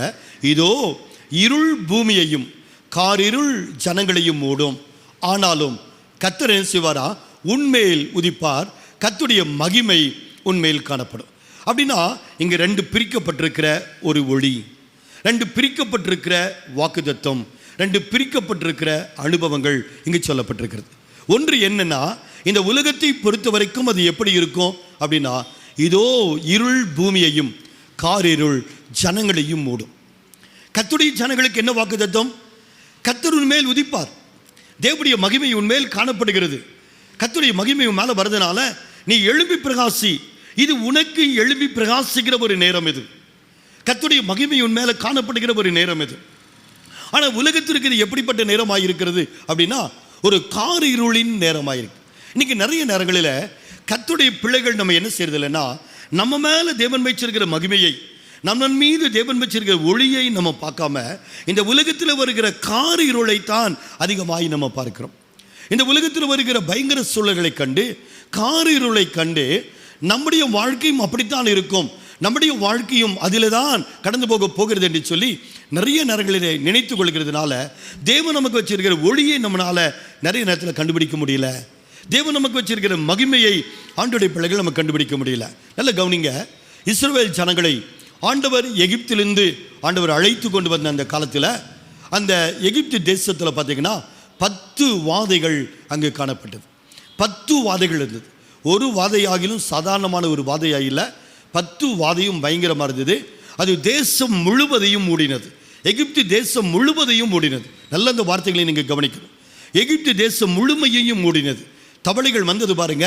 அது ராஜாவினுடைய வீடு முதற்கொண்டு ஒரு ஏழையினுடைய வீடு வரைக்கும் அத்தனை பேருடைய வீடுகளிலும், படுக்கையில், ஒருவேளை கிச்சனில், பெட்ரூமில், ஃப்ரண்ட் ரூமில், பாத்திரங்களுக்குள்ள எல்லா இடங்களிலும் தவளையும் பேனும் வண்டுகளும் எப்படி இருந்திருக்கும் பாருங்க. எங்கெல்லாம் தண்ணீர் காணப்பட்டதோ, தேசம் முழுவதும் எங்கெல்லாம் தண்ணீர் காணப்பட்டதோ அத்தனை தண்ணீரும் இரத்தமாய் மாறினது. தேசம் முழுவதும் பிள்ளைகள் மரித்து போய் ஒரே அழுகையின் சத்தமாய், புலம்பலின் சத்தமாய் இருந்தது. தேசம் முழுவதும் இருந்தது. ஆனால் அந்த தேசத்தின் நடுவில் தான் இந்த கர்த்தருடைய ஜனங்கள் அதிலே இருந்தார்கள். அதன் நடுவில் தான் தேவனுடைய ஜனங்கள் இருந்தாங்க. தேசம் முழுவதும் காரிருள், தேசம் முழுவதும் கொள்ளை நோய், தேசம் முழுவதும் 10 வாதைகள், எங்கே பார்த்தாலும் தவளைகள், எங்கே பார்த்தாலும் பெண்கள், எங்கே பார்த்தாலும் ரத்தம். அப்படிங்கிற இந்த இடத்தின் நடுவில் தேவ ஜனங்களும் இருந்தார்கள். இப்போ ஒரு நிமிஷம் யோசித்து பாருங்க. இந்த எகிப்தில் இருக்கக்கூடிய எகிப்தியர் ராஜா முதற்கொண்டு சொல்கிறேன், எகிப்தியர் இந்த 10 வாதைகளை எப்படி பார்த்தார்கள்? தேவ ஜனங்களாகிய இஸ்ரவேலர் இந்த 10 வாதைகளை எப்படி பார்த்தார்கள்? இந்த 10 வாதைகள் வந்தபோது ராஜா முதற்கொண்டு, பார்வோன் முதற்கொண்டு, தேசத்தில் இருக்கிற அத்தனை எகிப்தியரும் அழுது புலம்பினார்கள். அத்தனை பேருக்கும் அது பயங்கரமான ஒரு அனுபவமாக இருந்தது. அத்தனை பேருடைய வீடுகளையும் அந்த மரண ஓலம் மூடிக்கொண்டது. அத்தனை பேருடைய வீடுகளிலும், எல்லா வீடுகளிலும், எல்லா பாத்திரங்களிலும் கூட தவளைகளும் வண்டுகளும் பேன்களுமாய் நிரப்பியிருந்தது. ஆனால் தேவ ஜனங்கள் பாருங்க, அதே தேவ ஜனங்கள் எகிப்தியரின் நடுவிலே குடியிருந்தார்கள். அதே தேவ ஜனங்கள் எகிப்து தேசத்துக்குள் தான் இருந்தார்கள். ஆனால் அந்த தேவ ஜனங்கள் இதை எப்படி எடுத்துக்கிட்டாங்க அப்படின்னு சொன்னால், நாம் புறப்படுகிறதுக்கு நேரமாகிவிட்டது என்பதை தெரிந்து கொண்டார்கள். மோசே தைரியப்படுத்திக்கிட்டே இருக்கிறார், தேவ ஜனங்களை தட்டி கொடுத்துட்டே இருக்கிறார். பயப்படாதீங்க, பயப்படாதீங்க. எங்கே பார்த்தாலும் தவளைகள் இருக்கலாம், எங்கே பார்த்தாலும் பேன்களும் வண்டுகளும் இருக்கலாம், எங்கே பார்த்தாலும் அழுகையும் பற்கடிப்பும் பயங்கர சூழல்களும் காணப்படலாம். ஆனால் இது நமக்கு விடுதலை நேரம், இது நாம் புறப்படுகிற நேரம், இது ரெடி ஆகுங்க, ஆயத்தமாகுங்க, நீங்கள் ஆயத்தமாகுங்க, நமக்கு ஒரு விடுதலை நேரம், இது நம்ம புறப்பட்டு போக போகிறோம். கர்த்தருடைய வாழ்க்கையில கிரியை செய்து கொண்டிருக்கிறார். இந்த 10 வாதை நமக்காகத்தான் இந்த எகிப்தியர் மீது கடந்து வந்திருக்கிறது. நம்மை விடுதலை செய்வதற்காகத்தான், நம்மை நிரந்தரமான ஒரு விடுதலைக்குள்ளாக நடத்துவதற்காகத்தான் இந்த எகிப்தியர் மீது இப்படிப்பட்ட 10 வாதைகள் கடந்து வந்திருக்கிறது. ஆகவே இதை கண்டு நீங்கள் பயப்பட வேண்டாம். இதில் நீங்கள் பாதிக்கப்பட போறதில்லை, இதில் நீங்கள் அழப்போகிறது இல்லை, இதில் உங்களுடைய வீடுகளில் கூக்குரல் இருக்க போறதில்லை. நீங்கள் ஆண்டோடைய ரத்தத்தில் மறைந்து கொள்ளுங்கள். நீங்கள் தேவனுக்குள்ளே இருங்க, தேவனுடைய செட்டைக்குள்ளே இருங்க, ஆண்டோடைய ரத்த கோட்டைக்குள்ளாக நீங்கள் மறைந்து கொள்ளுங்கள். அந்த பஸ்காவின் ரத்தத்துக்குள்ள நீங்கள் மறைந்து கொள்ளுங்க. அந்த ரத்தத்தை எடுத்து உங்கள் வீட்டினுடைய நிலைக்கால்களை பூசிக்கொள்ளுங்கள் என்று சொல்லி அருமையான இந்த மோசே தேவ ஜனங்களுக்கு கற்றுக் கொடுத்து கொண்டே இருக்கிறார். ஒரு கூட்ட ஜனங்களுக்கு எகிப்தியர் முழுவதற்கும் இது பயங்கர வாதை. ஆனால் தேவ ஜனங்கள் இந்த நேரத்தில் அந்த வாதையிலே சிக்காமல் அவர்கள் தங்களை ஆயத்தப்படுத்திகிட்டே இருக்கிறாங்க, தங்களை பாதுகாத்து கொண்டே இருக்கிறாங்க. ஆண்டவர்களை தங்களை மறைத்துக் கொள்கிறார்கள். ஆண்டவர் சொன்ன வார்த்தைகளை கேட்டு அதன்படி நடந்து தங்களை சரியாய் காத்து கொண்டே இருக்கிற தேவ ஜனமாய் இருக்கிறார்கள். இன்னைக்கு நீங்களும் நானும் செய்ய வேண்டிய காரியம் இதுதான். உலகம் முழுவதும் இந்த காரியங்களை கேட்டாலும் கர்த்தருடைய ஜனம் இது என்ன என்பதை விளங்கிக் கொள்ள வேண்டும். கர்த்தருடைய ஜனம் கர்த்தர் கொடுத்த வாக்குத்தத்தத்தை, ஆண்டவரை நம்பி அதை விசுவாசிக்க கற்றுக்கொள்ள வேண்டும். சூழல்கள் எப்படி இருக்கலாம், ஏதோ கொஞ்சம் தூரத்தை பார்த்துட்டு தேசத்தில் நடக்கிற 2-3 விஷயங்களை மட்டுமே பார்த்துட்டு தேவனுடைய வசனங்களை குறித்து துர்ச்செய்தியை சொல்கிற வாழ்க்கை அல்ல. தேவனுடைய வாக்குத்தத்தத்தை குறித்து துர்ச்செய்தியை சொல்கிற ஒரு காரியம் அல்ல. இந்த வேதம் சொல்கிறது, இதோ இருள் பூமியையும் காரிருள் ஜனங்களையும் மூடும். இது கண்டிப்பாக ஒரு பக்கம் நடக்கும். எல்லாருக்கும் ஒளி அல்ல, எல்லாருக்கும் பேரொளி கிடையாது. இருள் பூமியையும் காரிருள் ஜனங்களையும் மூடும். ஆனால் தம்முடைய ஜனங்களின் மீது கர்த்தரின் சிவானா உதிக்கிறவராயிருப்பார். அவருடைய மகிமை தேவ ஜனங்களின் மீது காணப்படும். எப்படி எகிப்தின் நடுவில் இஸ்ரவேலர் தனியாய் காக்கப்பட்டார்களோ அதே போல இந்த இருளின் நேரத்திலோ இந்த காரிருள் நேரத்திலோ தேவ ஜனங்களை காக்கிற ஒரு தேவன் உண்டு. ஏன்னா அவங்க வாக்குத்தத்தத்தின் பிள்ளைகள், அவங்க வாக்குத்தத்தத்தின் பிள்ளைகள். அவங்களுக்கு தேவனது நாட்களை பாதுகாப்பின் நாட்களாக, அவங்களுக்கு தேவன் இந்த நாட்களை ஆயத்தப்படுகிற நாட்களாக, தேவ சத்தத்தை கேட்கிற ஒரு நாட்களாக, தேவ சத்தத்தை கேட்டு தங்களை ஜாக்கிரதையோடு கூட காத்துக்கொள்ளுகிற ஒரு நாட்களாக தேவன் இந்த நாட்களை வச்சிருக்கிறாரே தவிர இந்த உலகத்தின் ஜனங்களைப் போல ஒரு காரிருக்குள்களை சிக்கி அழிந்து போகிற ஒரு வாழ்க்கை தேவன் அவளுக்கு வாக்களிக்கவில்லை. அப்படி தேவன் சொல்லலை. இந்த இடத்துல பாருங்கள், இன்னும் கொஞ்சம் நீங்கள் கவனிச்சு பாருங்கள், ரொம்ப அழகாய் சொல்லப்பட்டிருக்கு. எழும்பி பிரகாசி, உன் ஒளி வந்தது, கர்த்தருடைய மகிமை உன்மேல் உதித்தது. இதோ காரிருள், இதோ இருள் பூமியையும் காரிருள் ஜனங்களையும் மூடும். ஆனாலும் கர்த்தர் உன்மேல் உதிப்பார், அவருடைய மகிமை உன்மேல் காணப்படும். பயங்கரம்தான், உலகத்தில் பயங்கரங்கள் இருக்குது. ஆனால் அதுவல்ல என்னுடைய வாழ்க்கை. இந்த நேரம் உலகம் முழுவதும் இருளும் காரிருளும் இருந்தாலும் என் மேலே ஒரு மகிமை காணப்படுகிற ஒரு நேரம் இது. என் மேலே ஒரு பெரிய வெளிச்சம் என் மீது கடந்து வருகிற ஒரு நாள் இது. நான் மகிழ்கிற ஒரு நாள் இது. கர்த்தருடைய வாக்குத்தத்தத்தை நாங்கள் சுதந்தரித்துக் கொள்ள போகிற ஒரு நாள் இது. இதை நீங்கள் உணர்ந்து ஆண்டவர் சொன்னாரே, எழும்பு. ஆண்டவர் சொன்னார், எழும்பு சீயோனே எழும்பு, உடைய தூசியை உதறி தள்ளிவிட்டு நீ எழும்பு, உன்னுடைய வல்லமையை நீ தரித்துக்கொள், உடைய அலங்கார உடைகளை நீ தரித்துக்கொள் என்று சொல்லி ஆண்டவர் நமக்கு சொல்லுகிற ஒரு நேரம் இது. உலகத்திற்கு பயங்கர ஒரு காலம்தான். ஆனால் கர்த்தருடைய பிள்ளைகள் நம்ம என்ன செய்யக்கூடாது, இந்த உலகத்தில் இருக்கிற காரியங்களை பார்த்து, இந்த உலகத்தில் இருக்கிற சூழல்களை பார்த்து நம்ம அப்படியே தூசியிலே உட்கார்ந்து விடுகிற ஒரு வாழ்க்கை இல்லை, அப்படியே சோர்ந்து போய் முடங்கி விடுகிற ஒரு வாழ்க்கை அல்ல. ஆண்டவர் சொல்றார், அப்படி நாம் இருப்போமானால் சபையை பார்த்து தேவன் சொல்றார், எழும்பு என்று தேவன் சொல்லுகிறார். எழும்பு, எழும்பு சீயோனே எழும்பு. சீயோனுக்கு இது எழும்புகிற நேரம். எப்படி எழும்பணுமா, உடைய தூசியை உதறி தள்ளிவிட்டு நீ எழும்பு, உடைய வல்லமை நீ தரித்துக் கொள்கிற நேரம் இது. உன் வல்லமை நீ தரித்துக்கொள், அலங்கார வஸ்திரங்களை நீ உடுத்துக் கொள்கிற ஒரு நேரம் இது. உடைய அலங்கார வஸ்திரங்களை நீ உடுத்துக்கொள் என்று சொல்லி ஆண்டவர் நமக்கு சொல்கிற தேவனாக இருக்கிறார். உலகத்துக்கு இது வேற காலம், நமக்கு இது வேற காலம். ஆமே, இல்லை சொல்லாமா, இது உலகத்துக்கு இது வேற காலம், இது எனக்கு வேற காலம், என் குடும்பத்துக்கு வேற காலம். ஆமே, யோசித்து பாருங்க, ஒரு எரிகோ கோட்டை இடிக்கப்படுகிற நாட்கள் வரும்போது அந்த எரிகோக்குள்ளே இருந்த அத்தனை பேருக்கும் இது ஒரு பயங்கர காலம். ஆனால் அதே இடத்துக்குள்ளே வாழ்ந்து கொண்டிருந்த அருமையான ராகாப்புக்கும் அப்படி வீட்டுக்குள்ளே இருந்தவர்களுக்கும் இது ஜீவனின் காலம். இது ஜீவனின் காலம். எப்படி இருந்திருக்குமா, எவ்வளோ மகிழ்ச்சியாக இருந்திருக்கு பாருங்க. அதான் உடன்படிக்கையின் ஜனங்கள், அதுதான் வாக்குத்தத்தத்தின் ஜனங்கள். வாக்குத்தத்தத்தின் ஜனங்களுக்கு மரணத்தின் நடுவில் தேவன் ஜீவனை வச்சிருக்கிறார். உடைப்புகளின் நடுவில் ஒரு கட்டப்படுகிற அனுபவத்தை தேவன் வச்சிருக்கிறார். ஒரு இருளின் நடுவில் பிரகாசிக்கிற ஒரு அனுபவத்தை வச்சிருக்கிறார். ஒரு காரிருளின் நடுவில் ஒரு மகிமையின் அனுபவத்தை தேவன் வச்சிருக்கிறார். அதுதான் நமக்கு இந்த காலம். நமக்கு இது மகிமையின் காலம். நமக்கு இது எழும்பி பிரகாசிக்கிற ஒரு காலம். நமக்கு இது ஒளி வீசுகிற ஒரு காலம். ஆண்டவர் சொல்றாரு பாருங்க, 3வது வசனத்தை பாருங்க. உன் வெளிச்சத்தின் இடத்திற்கு ஜாதிகளும், உதிக்கிற உன் ஒளியின் இடத்திற்கு ராஜாக்களும் நடந்து வருவார்கள். இப்போ வெளிச்சம் நம்மகிட்ட தான் இருக்கு, மகிமை நம்மகிட்ட தான் இருக்கு. உலகம் இருளிலும் காரிருளுக்குள்ளையும் கடந்து போயிட்டு இருக்கு. ஆனால் தேவ ஜனங்களின் மீது ஒரு மகிமை, தேவ ஜனங்களின் மீது ஒரு பிரகாசம். இப்போ என்ன செய்கிறாங்கன்னா, இருளிலே இருக்கிற அந்த ஜனங்கள் என்ன செய்கிறாங்கன்னா, பெரிய வெளிச்சத்திற்குள்ளே கடந்து வருகிறார்கள். அதாவது நம்ம வேதத்தில் வாசிக்கிறோம், இருளில் இருக்கிற ஜனங்கள் பெரிய வெளிச்சத்தை கண்டார்கள். மரண இருளின் திசையிலே குடியிருக்கிறவர்களுக்கு ஒரு பெரிய வெளிச்சம் உதித்தது என்று சொல்லி வேதத்தில் வாசிக்கிறோம். இன்னைக்கு உலகம் அப்படித்தான் இருக்கு. மரண இருளின் திசையை நோக்கி போய்கொண்டே பிரயாணித்து கொண்டே இருக்கிறது. மரணத்தை நோக்கி, மரணம் இருக்கிற திசையை நோக்கி இந்த உலகம் பிரயாணித்து கொண்டே இருக்கிறது, பிரயாணப்பட்டு கொண்டே இருக்கிறது. ஒரு இருளை நோக்கி பிரயாணப்பட்டு கொண்டே இருக்கிறது. ஆனால் வெளிச்சம் எங்கே இருக்குது தெரியுமா? திருச்சபையில் தான் வெளிச்சம் இருக்கிறது. கர்த்தருடைய பிள்ளைகளாகிய நம்ம மேலே தான் அந்த வெளிச்சம் இருக்கிறது. கர்த்தருடைய பிள்ளைகளாகிய நம்ம மேலே தான் கர்த்தர் அந்த நித்திய மகிமையை பாருங்க, ரொம்ப ரொம்ப அழகாக சொல்லப்பட்டு பாருங்க. அதே 60வது அதிகாரத்தில் 14வது வசனத்தை நீங்கள் எடுத்து பாருங்க. உன்னை ஒடுக்கினவர்களின் பிள்ளைகளும் குனிந்து உன்னிடத்தில் வந்து உன்னை அசடி பண்ணின யாவரும் உன் காலடியில் பணிந்து உன்னை கர்த்தருடைய நகரம் என்றும் இஸ்ரவேலுடைய பரிசுத்தரின் சியோன் என்றும் சொல்லுவார்கள். நீ எப்படிப்பட்டவ? நீ நெகிழப்பட்டதும் கைவிடப்பட்டதும் ஒருவரும் கடந்து நடவாததுமாய் இருந்தாய். ஆனாலும் உன்னை நித்திய மாட்சிமையாகவும் தலைமுறை தலைமுறையாயிருக்கும் மகிழ்ச்சியாகவும் உன்னை வைப்பேன் என்று ஆண்டவர் நமக்கு வாக்கு கொடுக்கிறார். இந்த காலம் நமக்கு என்ன காலம்? ஒரு எட்டர்னல் ப்ரைடு என்று ஆங்கிலத்தில் எழுதப்பட்டிருக்கு. ஒரு திருச்சபை கர்த்தருடைய பிள்ளைகள் எப்படி இருப்பாங்கன்னா, ஒரு எட்டர்னல் ப்ரைட், அதாவது அவங்க மேலே தேவன் கொடுக்கிற ஒரு மாட்சிமையை, தேவன் கொடுக்கிற ஒரு பெருமையை ஆண்டவர் வைக்கிறார். ஆண்டவர் அந்த திருச்சபைக்கு ஒரு உயர்ந்த பெருமையை தேவன் வைக்கிறார்.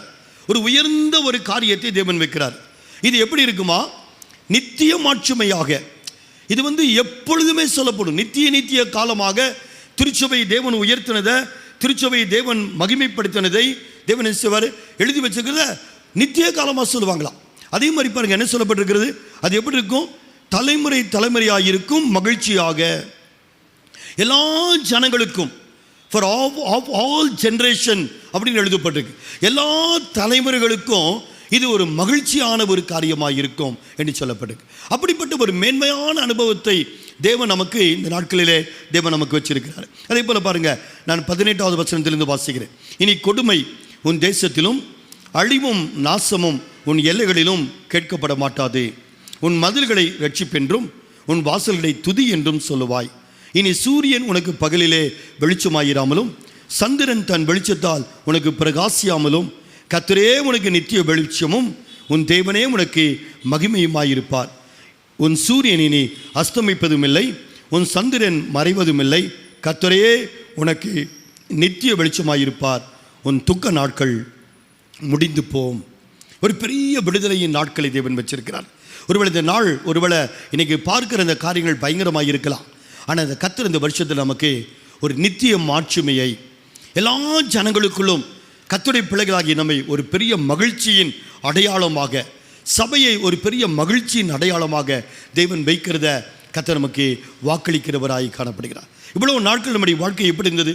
நெகிழப்பட்டதும் கைவிடப்பட்டதும் ஒருவருமே கடந்து போகாததுமான ஒரு வாழ்க்கை நம்முடைய வாழ்க்கை இருந்துச்சு. நம்மளை யாருமே நினைக்காத ஒரு வாழ்க்கை. ஆனால் இனி நம்மை நினைக்கிற ஒரு வாழ்க்கை வருது. ஒருவேளை உங்களை யாருமே நினைக்கல பாருங்க. ஆனால் கர்த்தரை அறிந்திருக்கிற உங்களுடைய வாழ்க்கையை இனி எல்லாரும் நினைத்து பார்க்கிற, உங்களை நினைச்சு உங்ககிட்ட வந்து நிற்கக்கூடிய ஒரு சூழ்நிலையை கர்த்தர் உங்கள் வாழ்க்கைக்குள்ளே தேவன் செய்கிறார்னா உருவாக்கி தருகிற ஒரு நல்ல தேவனாகவே நம்முடைய ஆண்டவர் இருக்கிறார் என்பதை ஆண்டவருடைய பிள்ளைகளாகி நம்ம மறந்துடக்கூடாது. இனி நமக்கு இந்த உலகம் நமக்கு பாக்கியமாக இருக்காது, உலகம் நமக்கு சாதகமாக இருக்காது. ஆண்டவர் சொல்றார் பாருங்க, இனி உனக்கு சூரியன் எப்படி இருக்காது, உனக்கு பகலிலே வெளிச்சமாக இருக்காது. சூரியன் உனக்கு இனிமேல் வெளிச்சமாக இருக்காது. சந்திரன் தன்னுடைய வெளிச்சத்தினாலே உனக்கு பிரகாசிக்காது. ஆனால் அந்த இடத்தை தேவன் எடுத்துக்கொள்ளுவார். உலகம் உங்களுக்கு சாதகமாக இருக்காது, ஆனால் கர்த்தர் அந்த இடத்தை உங்களுக்காக எடுத்துக்கொள்ளுவார். உலகம் எந்த இடத்துல உங்களுக்காக நிற்கணும்னு நினச்சிங்களோ அந்த இடத்துல கர்த்தர் உங்களுக்காக நின்று கர்த்தரதை செய்வார்.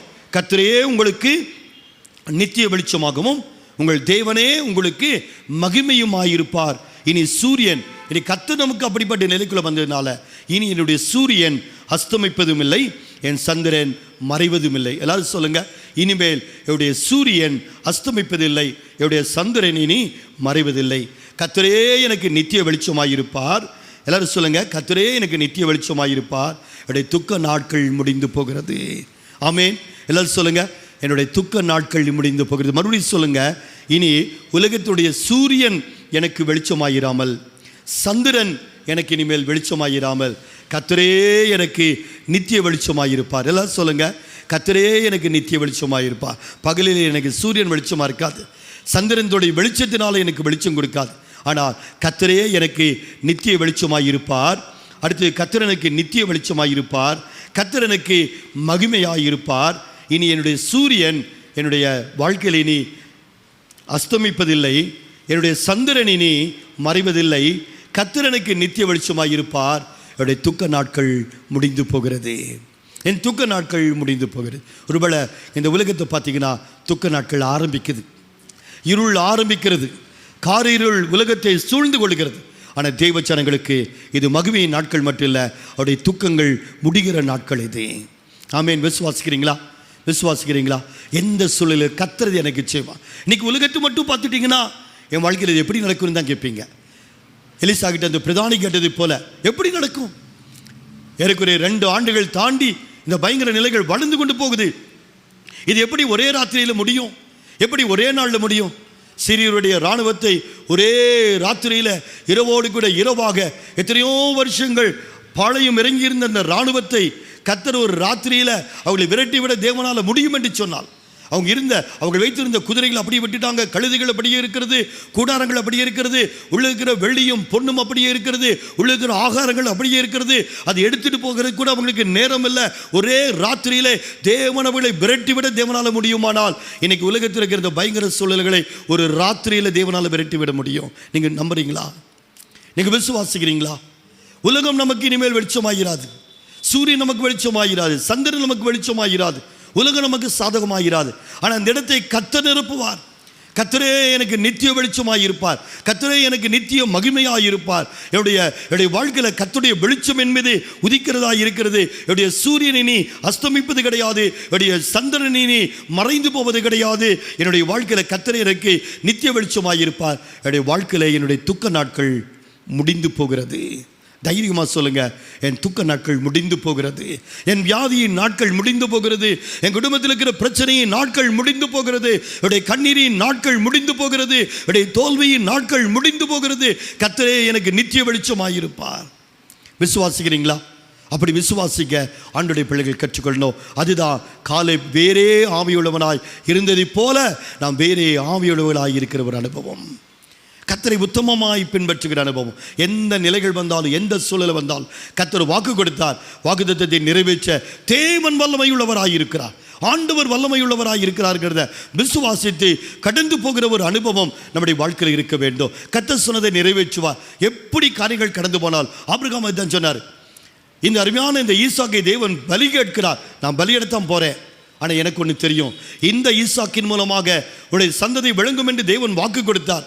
எப்படியும் தேவனதை நிறைவேற்றுவார். காரியங்கள் மாறுதலாய் முடிந்தாலும், காரியங்கள் எதிர்மறையாய் நடந்தாலும், காரியங்கள் எப்படி அது கடந்து போனாலும் கர்த்தர் சொன்ன வார்த்தை வாழ்க்கையில் அப்படியே நிறைவேறும் என்று ஆபிரகாம் நம்பினார். பாருங்க, அந்த ஆபிரகாம் ஈசாக்கை பலியிட தன்னுடைய பட்டயத்தை உருவி ஓங்கின போது ஆண்டவர் சொல்றாரு, பிள்ளையாண்டான் மேலே உன்னை கரத்தை போடாதே, நீ உத்தமன் என்று இப்பொழுது நான் உன்னை கண்டுபிடித்தேன், நீ உத்தமன் என்று விளங்கினாய் என்று ஆண்டவர் சொல்றார். அதே வார்த்தை இந்த காலேப்புக்கும் யோசுவாவுக்கும் பயன்படுத்தப்படுகிறது. காலேப்பை பார்த்து ஆண்டவர் சொல்றாரு, அவன் உத்தமமாய் என்னை பின்பற்றினபடினாலே. காரியங்கள் எதிர்மறையாய் இருக்கலாம், கர்த்தர் சொன்ன வாக்குத்தத்தத்துக்கு எதிர்மறையாய் உலகம் இருக்கலாம், கர்த்தர் சொன்ன வாக்குத்தத்தத்திற்கு நேர் விரோதமாக அநேக விஷயங்கள் நடந்து கொண்டே இருக்கலாம். ஆனால் திருச்சபையில் நீங்களும் நானும் சொல்லணும், அதெல்லாம் எங்களுக்கு தெரியாது, கர்த்தர் சொன்னார், கர்த்தர் சொன்னபடி செய்வார். கர்த்தர் சொன்னார், கர்த்தர் சொன்னபடி செய்வார். எத்தனை சூரியன்கள் அஸ்தமித்து போனாலும், எத்தனை சந்திரங்கள் மறைந்து போனாலும், கர்த்தரனுக்கு சூரியனாக, கர்த்தரனுக்கு சந்திரனாக இருக்கிறபடினால என்னுடைய வாழ்க்கையில் இனி என்னுடைய சூரியன் அஸ்தமிப்பதில்லை, என்னுடைய சந்திரன் இனி மறைவது கிடையாது. கர்த்தர் எனக்கு நித்திய வெளிச்சமாய் இருப்பார். என்னுடைய துக்க நாட்கள் எனக்கு முடிந்து போகிறது என்று சொல்லி ஆண்டவருடைய பிள்ளைகள் நாம் விசுவாசிக்க கற்றுக்கொள்வோம் என்று சொன்னால், தேவன் மீது நம்முடைய நம்பிக்கையை நாம் வைப்பதற்கு கற்றுக்கொள்வோம் என்று சொன்னால், கிறிஸ்துவுக்குள் பிரியமானவர்களே, அப்படிப்பட்டவர்களை தேவன் இந்த ஆசீர்வதிக்கப்பட்ட திறந்து வைக்கப்பட்டிருக்கிற விசாலமான இந்த அருமையான வருஷத்துக்குள்ளே, இந்த தேசத்துக்குள்ளே நம்மை அழைத்து கொண்டு போய் அங்கே இருக்கிற ஏராளமான ஆசீர்வாதங்களை சுதந்திரித்துக் கொள்வதற்கு தேவன் தம்முடைய பிள்ளைகளாகி நமக்கு தேவன் கிருபைகளை தருவார். நம்புறீங்களா? இந்த காலவில் நம்புறீங்களா? அல்லது சூழலவே பேசுகிறீங்களா? எத்தனையோ பேரை நான் பார்க்குறேன். எத்தனையோ முறை ஆண்டவர் பேசினாலும், எவ்வளவுதான் தேவன் திருப்பி நம்மை தைரியப்படுத்தினாலும், ஆண்டவருடைய பிள்ளைகளாகி நம்ம சூழல்களையே பேசுகிறவர்களாக, பயங்கர காரியங்களையே நம்ம பேசுகிறவர்களாக நம்ம காணப்படுகிற பாருங்க, அது ஆண்டவரை ரொம்ப துக்கப்படுத்துகிற ஒரு விஷயமாக அது மாறி போயிடும். ஆண்டவரை நம்புவோம். கர்த்தர் நமக்காக யாவையும் செய்து முடிப்பார். தேவன் நம்மோடு கூட இருந்து செய்கிற காரியம் ரொம்ப பெரிய பயங்கரமான காரியமாக இருக்கும். நம்ம சும்மா நின்று கர்த்தரை விசுவாசித்து அதை சுதந்திரித்து கொள்ளப் போகிறோம். காலப்பை போல கர்த்தருடைய ஆசீர்வாதங்களை, தேவனுடைய வாக்குத்தத்தங்களை சுதந்திரிப்பதற்கு நாம் வேகம் கொள்ளுவோம். அதை யுத்தம் பண்ணி நாம் எடுத்துக்கொள்ளுவோம். தேசத்துக்குள்ள இந்த குஷ்டரோகிகளைப் போல இராணுவத்துக்குள்ளே போந்து, எதிரிகளின் இராணுவத்துக்குள்ளே போந்து, அங்கே இருக்கிற வெள்ளியையும், அங்கே இருக்கிற பொன்னையும், அங்கே இருக்கிற ஆகாரத்தையும் நல்ல திருப்தியாகிற அளவிற்கு சாப்பிட்டு அதை எடுத்துக்கொண்டு வந்து நம்முடைய கூடாரத்துக்குள்ளே வச்சுட்டு, நாம் தேசத்துக்குள்ள இந்த வருஷத்தில் நாம் நற்செய்தியை அறிவிக்கிற வருஷமாக இந்த வருஷத்தை தேவன் நமக்கு தருவார். அவங்க சொன்னாங்க, இது நற்செய்தியை அறிவிக்கிற நாள், தேசம் முழுவதுக்கு அது பயங்கர நாள். ஆனால் துணிந்து கடந்து போய், கர்த்தரை நம்பி துணிந்து எதிரினுடைய இராணுவத்துக்குள்ளே கடந்து போய் அந்த இடத்துல வேவு பார்க்க கடந்து போன இந்த அருமையான குஷ்டரோகிகளுக்கு அது ஆசீர்வாதத்தை எடுக்கிற நாள். நல்லா யோசித்து பாருங்க. குதிரை ஓட்டிட்டு வந்திருப்பாங்க ஜனங்கள், கழுதைகளை ஓட்டிட்டு வந்திருப்பாங்க. எத்தனை கூடாரங்கள் இருந்துச்சு, அந்த கூடாரங்களை எடுத்துகிட்டு வந்தாங்க. அங்கே இருக்கிற பொண்ணு, வெள்ளி, ஆகாரம் எல்லாவற்றையும் எடுத்துகிட்டு வந்து ஒரே நாளிலே தேசம் மாறிவிட்டது. நான் விசுவாசிக்கிறேன், எத்தனையோ வருஷங்கள் இந்த பயங்கரங்கள் தேசத்தை தொடரலாம். ஆனால் நம்முடைய தேவனை எப்படிப்பட்டவர்னா, ஒரு ராத்திரியிலே இதை முடிவுக்கு கொண்டு வருவார். இந்த நாட்களில் பார்க்குற எல்லா ஊழியர்கள் மூலமாகவும் தேவன் பேசுகிற ஒரு செய்தின்னா, இந்த வருஷம் பயங்கர ஆசீர்வாதத்தின் வருஷம், இந்த வருஷம் மகிமையின் வருஷம், இந்த வருஷம் ஒரு பெரிய விசாலத்தின் வருஷம், இந்த வருஷம் கர்த்தர் நமக்கு கொடுக்கிற ஆசீர்வாதத்தை சுதந்திரிக்கிற வருஷம்னு எவ்வளவோ ஊழியக்காரர்கள் மூலமாய் திட்டமாய் தேவன் பேசி கொண்டிருக்கிறத நான் பார்க்குறேன். அருமையான தேவச்சனமே, இது உங்களுக்கு நல்ல காலம், இது உங்களுக்கு அருமையான காலம், எழும்பி பிரகாசிக்கிற காலம், நீங்கள் தூசியை உதறிவிட்டு நீங்கள் எழும்புகிற காலம். நல்ல வேதத்தை வாசிங்க, நல்ல ஜெபிங்க, தேவனை ஆராதிங்க. தேவனை ஆராதிக்கிறதுக்கு ஆலயங்கள் திறக்கப்படுகிற நேரங்கள் எப்போ வரும்னு காத்திருந்து ஓடி வந்து தேவனை ஆராதிங்க. நல்ல வேதத்தை வாசிங்க, நல்ல ஜெபிங்க, வீடுகளில் இருந்து தேவனை ஆராதிங்க, தேவனோடு கூட நடங்க, தேவனை நம்புங்க. எத்தனை சூழல்கள் வந்தாலும் கர்த்தர் என்னோடு கூட இருக்கிறார், கர்த்தருக்கு பெரிய காரியத்தை செய்வார்னு நீங்கள் சொல்லத்தக்கதாக நீங்கள் கடந்து போவீர்களானால் உங்கள் வாழ்க்கையில் தேவன் பெரிய காரியங்களை செய்வார். கண்களை மூடலாமா? ஆண்டவரை நோக்கி பார்க்கலாம். இந்த அருமையானது நல்ல கால வேளையில் அருமையான பரிசுத்த ஆவியானவரே, நீர் எங்கள் மேலே நீர் அசைவாடும்படியாய் நான் ஜெபிக்கிறேன். தேவன் கொடுத்த வாக்குத்தத்தங்களை எங்கள் வாழ்க்கையில் ஆண்டவரே அதனுடைய ஆழங்களை எங்களுக்கு காட்டுகிற தேவனாக, அது எப்படிப்பட்டது என்பதை எங்களுக்கு கற்றுக் கொடுக்கிற தேவனாக நீங்கள் இருக்கிறதுக்காக நன்றியோடுமே நாங்கள் ஸ்தோத்திரிக்கிறோம். இந்த வார்த்தைகளை கேட்ட எல்லாரும் மேலையும் பரிசுத்த ஆவியானவர் அசைவாடும்படியாய் ஜெபிக்கிறேன். ஆண்டவரே, உடைய கண்களை கர்த்தர் திறப்பீராக. தேவனுடைய வாக்குத்தத்தத்தினுடைய எல்லை வரைக்கும் பார்க்கிற ஒரு பார்வை, தேவனுடைய வாக்குத்தத்தத்துக்குள்ள இருக்கிற பெரிய வெளிச்சத்தை பார்க்கிற ஒரு பார்வை, தேவன் கொடுத்த வாக்குத்தத்தத்துக்குள்ள இருக்கிற ஆண்டவரே பிரகாசிக்கிற ஒரு அனுபவத்தை, மகிமையின் அனுபவத்தை காண்கிற ஆண்டவரே ஒரு பார்வையை அவளுக்கு நீர் கொடுக்கும்படியாக ஜெபிக்கிறப்பா. அதுக்குள்ள இருக்கிற நல்லவற்றை, அதுக்குள்ள இருக்கிற பெரிய அருமையான கனிகளை, அதுக்குள்ள இருக்கிற ஆசீர்வாதங்களை ஆண்டவரே காணத்தக்கதான ஒரு பார்வையை எங்க ஜனங்களுக்கு ஆண்டவரே அதிகமாய் கொடுக்கும்படியாக ஜெபிக்கிறேன். சூழல்கள் எத்தனையாய் இருந்தாலும், சூழல்கள் எவ்வளவு விரோதமாய், எவ்வளவு எதிர்மறையாய் காணப்பட்டாலும், வாக்குத்தத்த தேவன், வாக்குத்தத்தத்தை கொடுத்த தேவன் வாக்குத்தத்தத்தை நிறைவேற்றுவதற்கு வல்லவராய் இருக்கிறார் என்று தேவன் பேரிலே ஆண்டவரை வைராக்கியமாய் கர்த்தரை நம்புவதற்கு, ஆண்டவரை வைராக்கியமாய் ஆண்டவரை பிடித்துக் கொள்வதற்கு, சூழல்களை தாண்டி கர்த்தரை எனக்கு கொடுப்பார், கர்த்தரை எனக்கு செய்வார் என்று சொல்லுவதற்கு, அப்படிப்பட்ட ஒரு விசுவாசத்தின் ஆவியை, காலேபுக்குள் இருந்த ஒரு வேறு ஆவியை எங்கள் ஒவ்வொருவர்களையும் ஆண்டவரே நீ தர வேண்டும் என்று சொல்லி நாங்கள் ஜெபிக்கிறோம்ப்பா. உம்முடைய கரங்களில் எங்களை அர்ப்பணிக்கிறோம், உம்முடைய கரங்களில் எங்களை அர்ப்பணிக்கிறோம். தொடர்ந்து எங்களை வழி நடத்துங்க, கிருபைக்குள்ள மறைத்துக் கொள்ளுங்க, ஆசீர்வதிங்க ஆண்டவரே. சகல துதியும் கனமும் மகிமையும் மாட்சிமையும் ஆண்டவரே நாங்கள் உமக்கு செலுத்துகிறோம். ஆண்டவராகிய இயேசு கிறிஸ்துவின் இன்ப நாமத்தில் ஜெபிக்கிறோம் ஜீவனுள்ள பிதாவே, ஆமேன் ஆமேன். அருமையான கிறிஸ்துவில் பிரியமானவர்களே, நாம் இப்பொழுது திருவிருந்து ஆராதனைக்குள்ளாக நாம் கடந்து போக போகிறோம். கடந்த வாரத்திலே திங்கள் செவ்வாய் நாட்களிலே நம்முடைய ஆலயத்திலே நேரடியாக இந்த திருவிருந்து ஆராதனையை நாம் நடத்தினோம். ஒருவேளை இந்த நாட்களிலே திருவிருந்து ஆராதனையிலே பங்கு பெறாதவர்கள் இந்த நாளிலே இந்த திருவிருந்து ஆராதனையிலே நீங்கள் பங்கு பெற்றுக் கொள்ளும்படியாக உங்களை நாங்கள் அன்பை கேட்கிறோம். கடந்த வாரத்திலே திருவிருந்து ஆராதனையை நேரிலே பங்கு பெற்றுக் கொண்டவர்கள் கூட இந்த நாளிலே கூட பங்கு பெற நீங்கள் விரும்பினால் நீங்கள் பங்கு பெற்றுக் கொள்ளலாம். கர்த்தர் உங்களை ஆசீர்வதிப்பாராக. நம்ம எல்லாரும் கண்களை மூடி நம் ஆண்டவரை நோக்கி பார்க்கலாம். நல்ல ஆண்டவரே, இந்த திருவிருந்து ஆராதனைக்காகவும் என் நன்றியோடு நாங்கள் ஸ்தோத்திரிக்கிறோம். நான் வருமளவும் என் மனத்தை நினைவு கூறும்படிக்கு இதை செய்யுங்கள் என்று சொன்ன தேவன், இந்த நாளிலே இந்த திருவிருந்து ஆராதனை நாங்கள் ஆசீர்வதிக்கும்படியாய் நாங்கள் கடந்து வந்திருக்கிற இந்த சூழ்நிலையிலே கர்த்தர் எங்களை ஆசீர்வதிக்கும்படியாய் ஜெபிக்கிற ஆண்டவரே, உம்முடைய கிருபையினால் எங்களை நிரப்புங்க ஆண்டவரே. இந்த திருவிருந்து ஆராதனையில் பங்கு பெறுகிற ஒவ்வொருவரையும் என் தேவனாகிய கர்த்தர் நீர் ஆசீர்வதிக்கும்படியாய் நாங்கள் ஜெபிக்கிறோம். உம்முடைய சமூகத்தில் படைக்கப்பட்டிருக்கிற இந்த அப்பத்தையும் இந்த திராட்சை ரசத்தையும் பிதா குமாரன் பரிசுத்த ஆவியானவராகிய திரியேக தெய்வத்தின் நாமத்தினாலே உம்முடைய ஊழியக்காரனாய் நான் பிரதிஷ்டை செய்கிற ஆண்டவரே, ஆண்டவரே இங்கு வைக்கப்பட்டிருக்கிற இந்த அப்பம் பிற்கப்பட்டிருக்கிற உம்முடைய சரீரத்தின் அடையாளமாக, இங்கு வைக்கப்பட்டிருக்கிற இந்த திராட்சை ரசமானது எங்களுக்காக சிந்தப்பட்ட உம்முடைய ரத்தத்தின் அடையாளமாக இது காணப்பட ஆண்டு உதவி செய்யுங்க ஆண்டவரே. இதில் உம்முடைய வல்லமை கடந்து வரட்டும், எங்களை சுகமாக்குற வல்லமை இதுக்குள்ளே கடந்து வரும்படியாய் நாங்கள் ஜெபிக்கிறோம். இதை நாங்கள் புசித்து பானம் பண்ணும்போது அவருடைய ஆவி ஆத்துமா சரீரத்தில் ஒரு பலத்த சுகமும் விடுதலையும் உண்டாக ஆண்டு உதவி செய்வீராக. தொடர்ந்து எங்களை வழி நடத்துங்க, கிருபைகளை மறைத்துக் கொள்ளுங்க ஆண்டவரே. ஆங்காங்கேயே இருந்து திருவிருந்து ஆராதனையில் பங்கு பெறுகிற ஒவ்வொருவரையும் என் ஆண்டவனை ஆசீர்வதிக்கும்படியாய் ஜெபிக்கிறேன் ஆண்டவராக இயேசுவின் நல்ல நாமத்தில் பிதாவே, ஆமேன் ஆமேன். 1 கொரிந்தியர் புஸ்தகம் 11வது அதிகாரம் 23வது வசனத்திலிருந்து நான் வாசிக்கிறேன். நான் உங்களுக்கு ஒப்புவித்ததை கர்த்தரிடத்தில் பெற்றுக்கொண்டேன். எனவெனில் கர்த்தராகிய இயேசு தாம் காட்டிக் கொடுக்கப்பட்ட அன்று ராத்திரியிலே அப்பத்தை எடுத்து ஸ்தோத்திரம் பண்ணி அதை பிட்டு, நீங்கள் வாங்கி பசியுங்கள், இது உங்களுக்காக பிற்கப்படுகிற என்னுடைய சரீரமாய் இருக்கிறது, என்னை நினைவு கூறும்படி இதை செய்யுங்கள் என்றார். போஜனம் பண்ணின பின்பு அவர் அந்தப்படிய பாத்திரத்தையும் எடுத்து, இந்த பாத்திரம் என் ரத்தத்தினால் ஆகிய புதிய உடன்படிக்கையாக இருக்கிறது, நீங்கள் இதை பானம் பண்ணும்போதெல்லாம் என்னை நினைவு கூறும்படி இதை செய்யுங்கள் என்றார். ஆகையால் நீங்கள் இந்த அப்பத்தை புசித்து இந்த பாத்திரத்தில் பானம் பண்ணும்போதெல்லாம் கர்த்தர் வருமளவும் அவருடைய மரணத்தை தெரிவிக்கிறீர்கள். இப்படி இருக்க எவன் அபாத்திரமாய் கர்த்தருடைய அப்பத்தை புசித்து அவருடைய பாத்திரத்தில் பானம் பண்ணுகிறானோ அவன் கர்த்தருடைய சரீரத்தையும் இரத்தத்தையும் குறித்து குற்றமுள்ளவனாய் இருப்பான். எந்த மனுஷனும் தன்னைத்தானே சோதித்தறிந்து இந்த அப்பத்தில் புசித்து இந்த பாத்திரத்தில் பானம் பண்ண கடவன். எண்ணத்தினால் எனில் அபாத்திரமாய் போஜனம் பானம் பண்ணுகிறவன் கர்த்தருடைய சரீரம் இன்னதென்று நிதானித்து அறியாததினால் தனக்கு ஆக்கினை தீர்ப்பு வரும்படி போஜன பானம் பண்ணுகிறான்.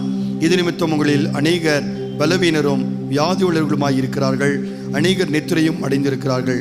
நம்மை நாமே நிதானித்து அறிந்தால் நாம் நியாயந்திருக்கப்படும். அருமையான கிறிஸ்துவில் பிரியமானவர்களே, இந்த நாளிலே ஆண்டுடைய திருவிருந்து ஆராதனையிலே ஆண்டுடைய பாடு மரணத்தை நினைவு கூறும்படியாக ஆண்டவர் இந்த நாளை நமக்கு தந்திருக்கிறார். இந்த நாளிலே ஆண்டவர் நமக்கு பட்ட பாடுகளை நினைத்து நன்றியறிதலான இருதயத்தோடு கூட ஆண்டவருக்கு நாம் நன்றி செலுத்தி தேவனை ஆராதிக்கிறவர்களாகவும் தேவனுடைய பிள்ளைகளாய் வாழவும் ஆண்டவர் நமக்கு விசேஷித்த கிருபைகளை தேவன் நமக்கு தருவாராக. இந்த நாளிலே அவருடைய கிருபையை நாம் விசுவாசித்து அவருடைய கிருபையை எண்ணி அவருடைய கிருபாசனத்தொண்டிலே நாம் தைரியத்தோடு கூட கடந்து வந்து இந்த திருவிருந்து ஆராதனையில் பங்கு பெறும்படியாக உங்களை நான் அன்பை கேட்கிறேன். நாம் எல்லாரும் ஒரு விசை கூட நம் கண்களை மூடி நாம் ஜெபிக்கப் போகிறோம். நல்ல ஆண்டவரே, திருவிருந்து ஆராதனையில் பங்கு பெறுகிற ஒவ்வொருவரையும் என் தேவனாகிய கர்த்தர் நீர் ஆசீர்வதிக்கும்படியாய் ஜெபிக்கிறேன். கிருபையினால நன்மையினால நிரப்புங்க. கிருபையும் நன்மையும் கிருபையும் சமாதானமும் எங்கள் ஒவ்வொருவரையும் தொடரட்டும் என்று சொல்லி ஜெபிக்கிறோம். ஆண்டவரே, இந்த நாளிலே எங்களுடைய நீதியை அல்ல, எங்களுடைய தகுதியை அல்ல ஆண்டவரே, எங்களுடைய பரிசுத்தத்தை அல்ல, உம்முடைய நீதியை நம்பி, உம்முடைய தயவை, உம்முடைய கிருபைகளை நம்பி ஆண்டவரே, உம்முடைய கிருபாசனத்தண்டைக்கு நாங்கள் கடந்து வந்து நிற்கிறோம். கர்த்தர் எங்களை தகுதிப்படுத்தும்படியாய் நாங்கள் ஜெபிக்கிறோம்.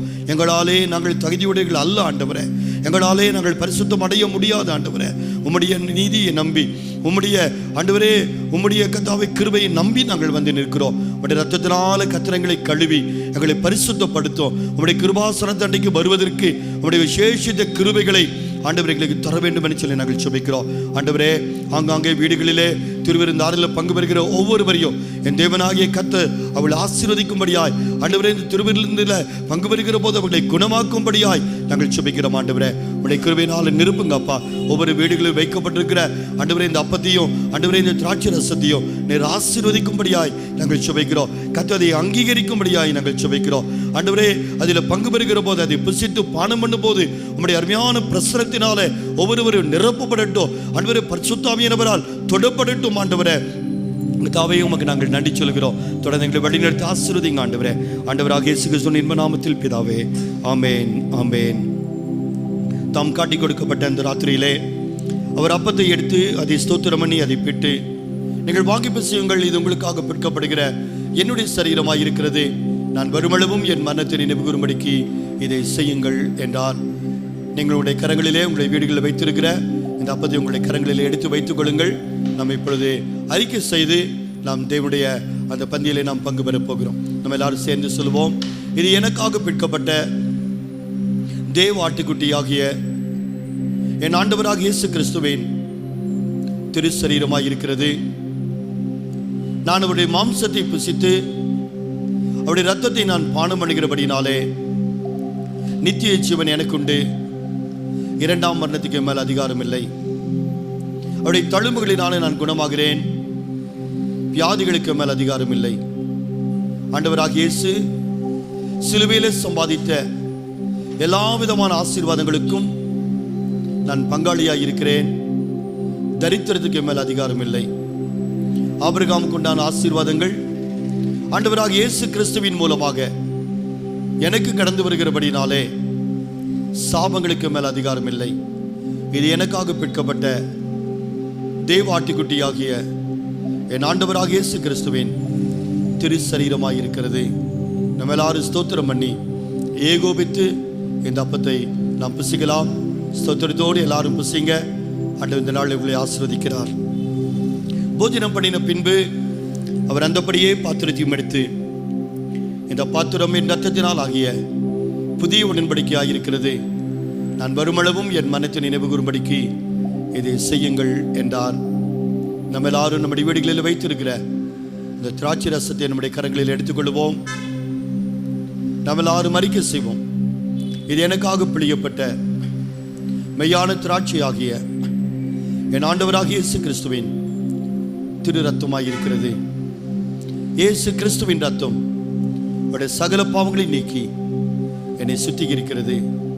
ஆண்டவராக இயேசு என்னை பாவங்களற கழுவி என்னை ராஜாக்களும் என்னை ஆசாரிகளும் ஆக்கியிருக்கிறார். அவருடைய கிருபையின் ஐஸ்வர்யத்தின்படியே ஆண்டவராக இயேசு கிறிஸ்துவின் ரத்தத்தினாலே ஆண்டவராக இயேசு கிறிஸ்துவுக்குள் பாவ மன்னிப்பாகிய மீட்பு எனக்குண்டாகி இருக்கிறது. இது எனக்காக பிழியப்பட்ட மெய்யான திராட்சையாகிய என் ஆண்டவராக இயேசு கிறிஸ்துவின் திரு ரத்தமாயிருக்கிறது. நம்ம எல்லாரும் ஸ்தோத்திரம் பண்ணி ஏகோபித்து இதை நாம் பருகுவோம்.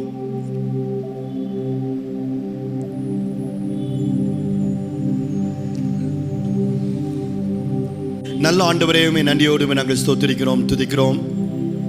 இந்த திருவிருந்த ஆராதனைக்காக உமக்கு நாங்கள் மகிமை செலுத்துகிறோம். ஆண்டவரே, யாரெல்லாம் இந்த நாளில் இந்த திருவிருந்த ஆராதனையிலே பங்கு பெற்றார்களோ அவர்கள் எல்லாரையும் கர்த்தர் நீர் ஆசீர்வதிப்பீராக. வியாதிகள், விக்கனங்கள், பலவீனங்கள், சத்துடைய போராட்டங்கள் எல்லாவற்றுக்கும் ஆண்டவரே நீர் விலக்கி நீர் பாதுகாக்கும்படியாக ஜெபிக்கிறோம். உம்முடைய கிருபையை தந்தீர். உம்முடைய கிருபாசன தண்டையிலே கடந்து வரும்படியான ஒரு கிருபையை உம்முடைய பிள்ளைகளாக எங்களுக்கு நீர் தந்ததுக்காக ஸ்தோத்திரம். இந்த நாளில் ஆண்டவர் எங்களோடு கூட பேசினதை போல எத்தனையோ சூழல்களை இந்த உலகத்தில் நாங்கள் பார்த்தாலும் என் ஆண்டவர் எங்களுக்கு வாக்களித்து இருக்கிற இந்த அருமையான இந்த ஆசீர்வாதத்தின் இந்த தேசத்தை நாங்கள் தைரியமாய் கடந்து போய் நாங்கள் சுதந்திரித்துக் கொள்ள ஆண்டவர் எங்கள் ஒவ்வொருவருக்கும் உதவி செய்யும்படியாய் ஜெபிக்கிறோம். தொடர்ந்து எங்களை வழி நடத்துங்க, கிருபைகளை மறைத்து ஆசீர்வதிங்க. சகல துதிக நமக்கு மேல் அவற்றை நீர் எடுத்துக்கொள்ளும். இயேசுவின் நல்ல நாமத்தில் பிதாவே, ஆமேன், ஆமேன். கர்த்தர் உங்களை ஆசீர்வதித்து உங்களை காக்க கடவர். கர்த்தர் தம்முடைய முகத்தை உங்கள் மேல் பிரகாசிக்க பண்ணி உங்கள் மேல் கிருபையாயிருக்க கடவர். கர்த்தர் தம்முடைய முகத்தை உங்கள் மேல் பிரசன்னமாக்கி உங்கள் யாவருக்கும் சமாதானம் கட்டளை கடவர். ஆமேன், ஆமேன். ஹல்லேலூயா, ஹல்லேலூயா. கர்த்தர் தாம் உங்களை ஆசீர்வதிப்பாராக. அருமையான கிறிஸ்துவுக்குள் பிரியமானவர்களே, உங்களுக்கு ஏற்கனவே அறிவித்ததை போல வரக்கூடிய புதன்கிழமை காலையிலே 6 மணிலிருந்து 7:30 மணி வரைக்கும், மாலையிலே 7 மணிலிருந்து 8:30 மணி வரைக்கும் நம்முடைய ஆலயத்திலே நேரடியான ஆராதனை நடைபெறும் என்பதை உங்களுக்கு அறிவிக்கிறோம்.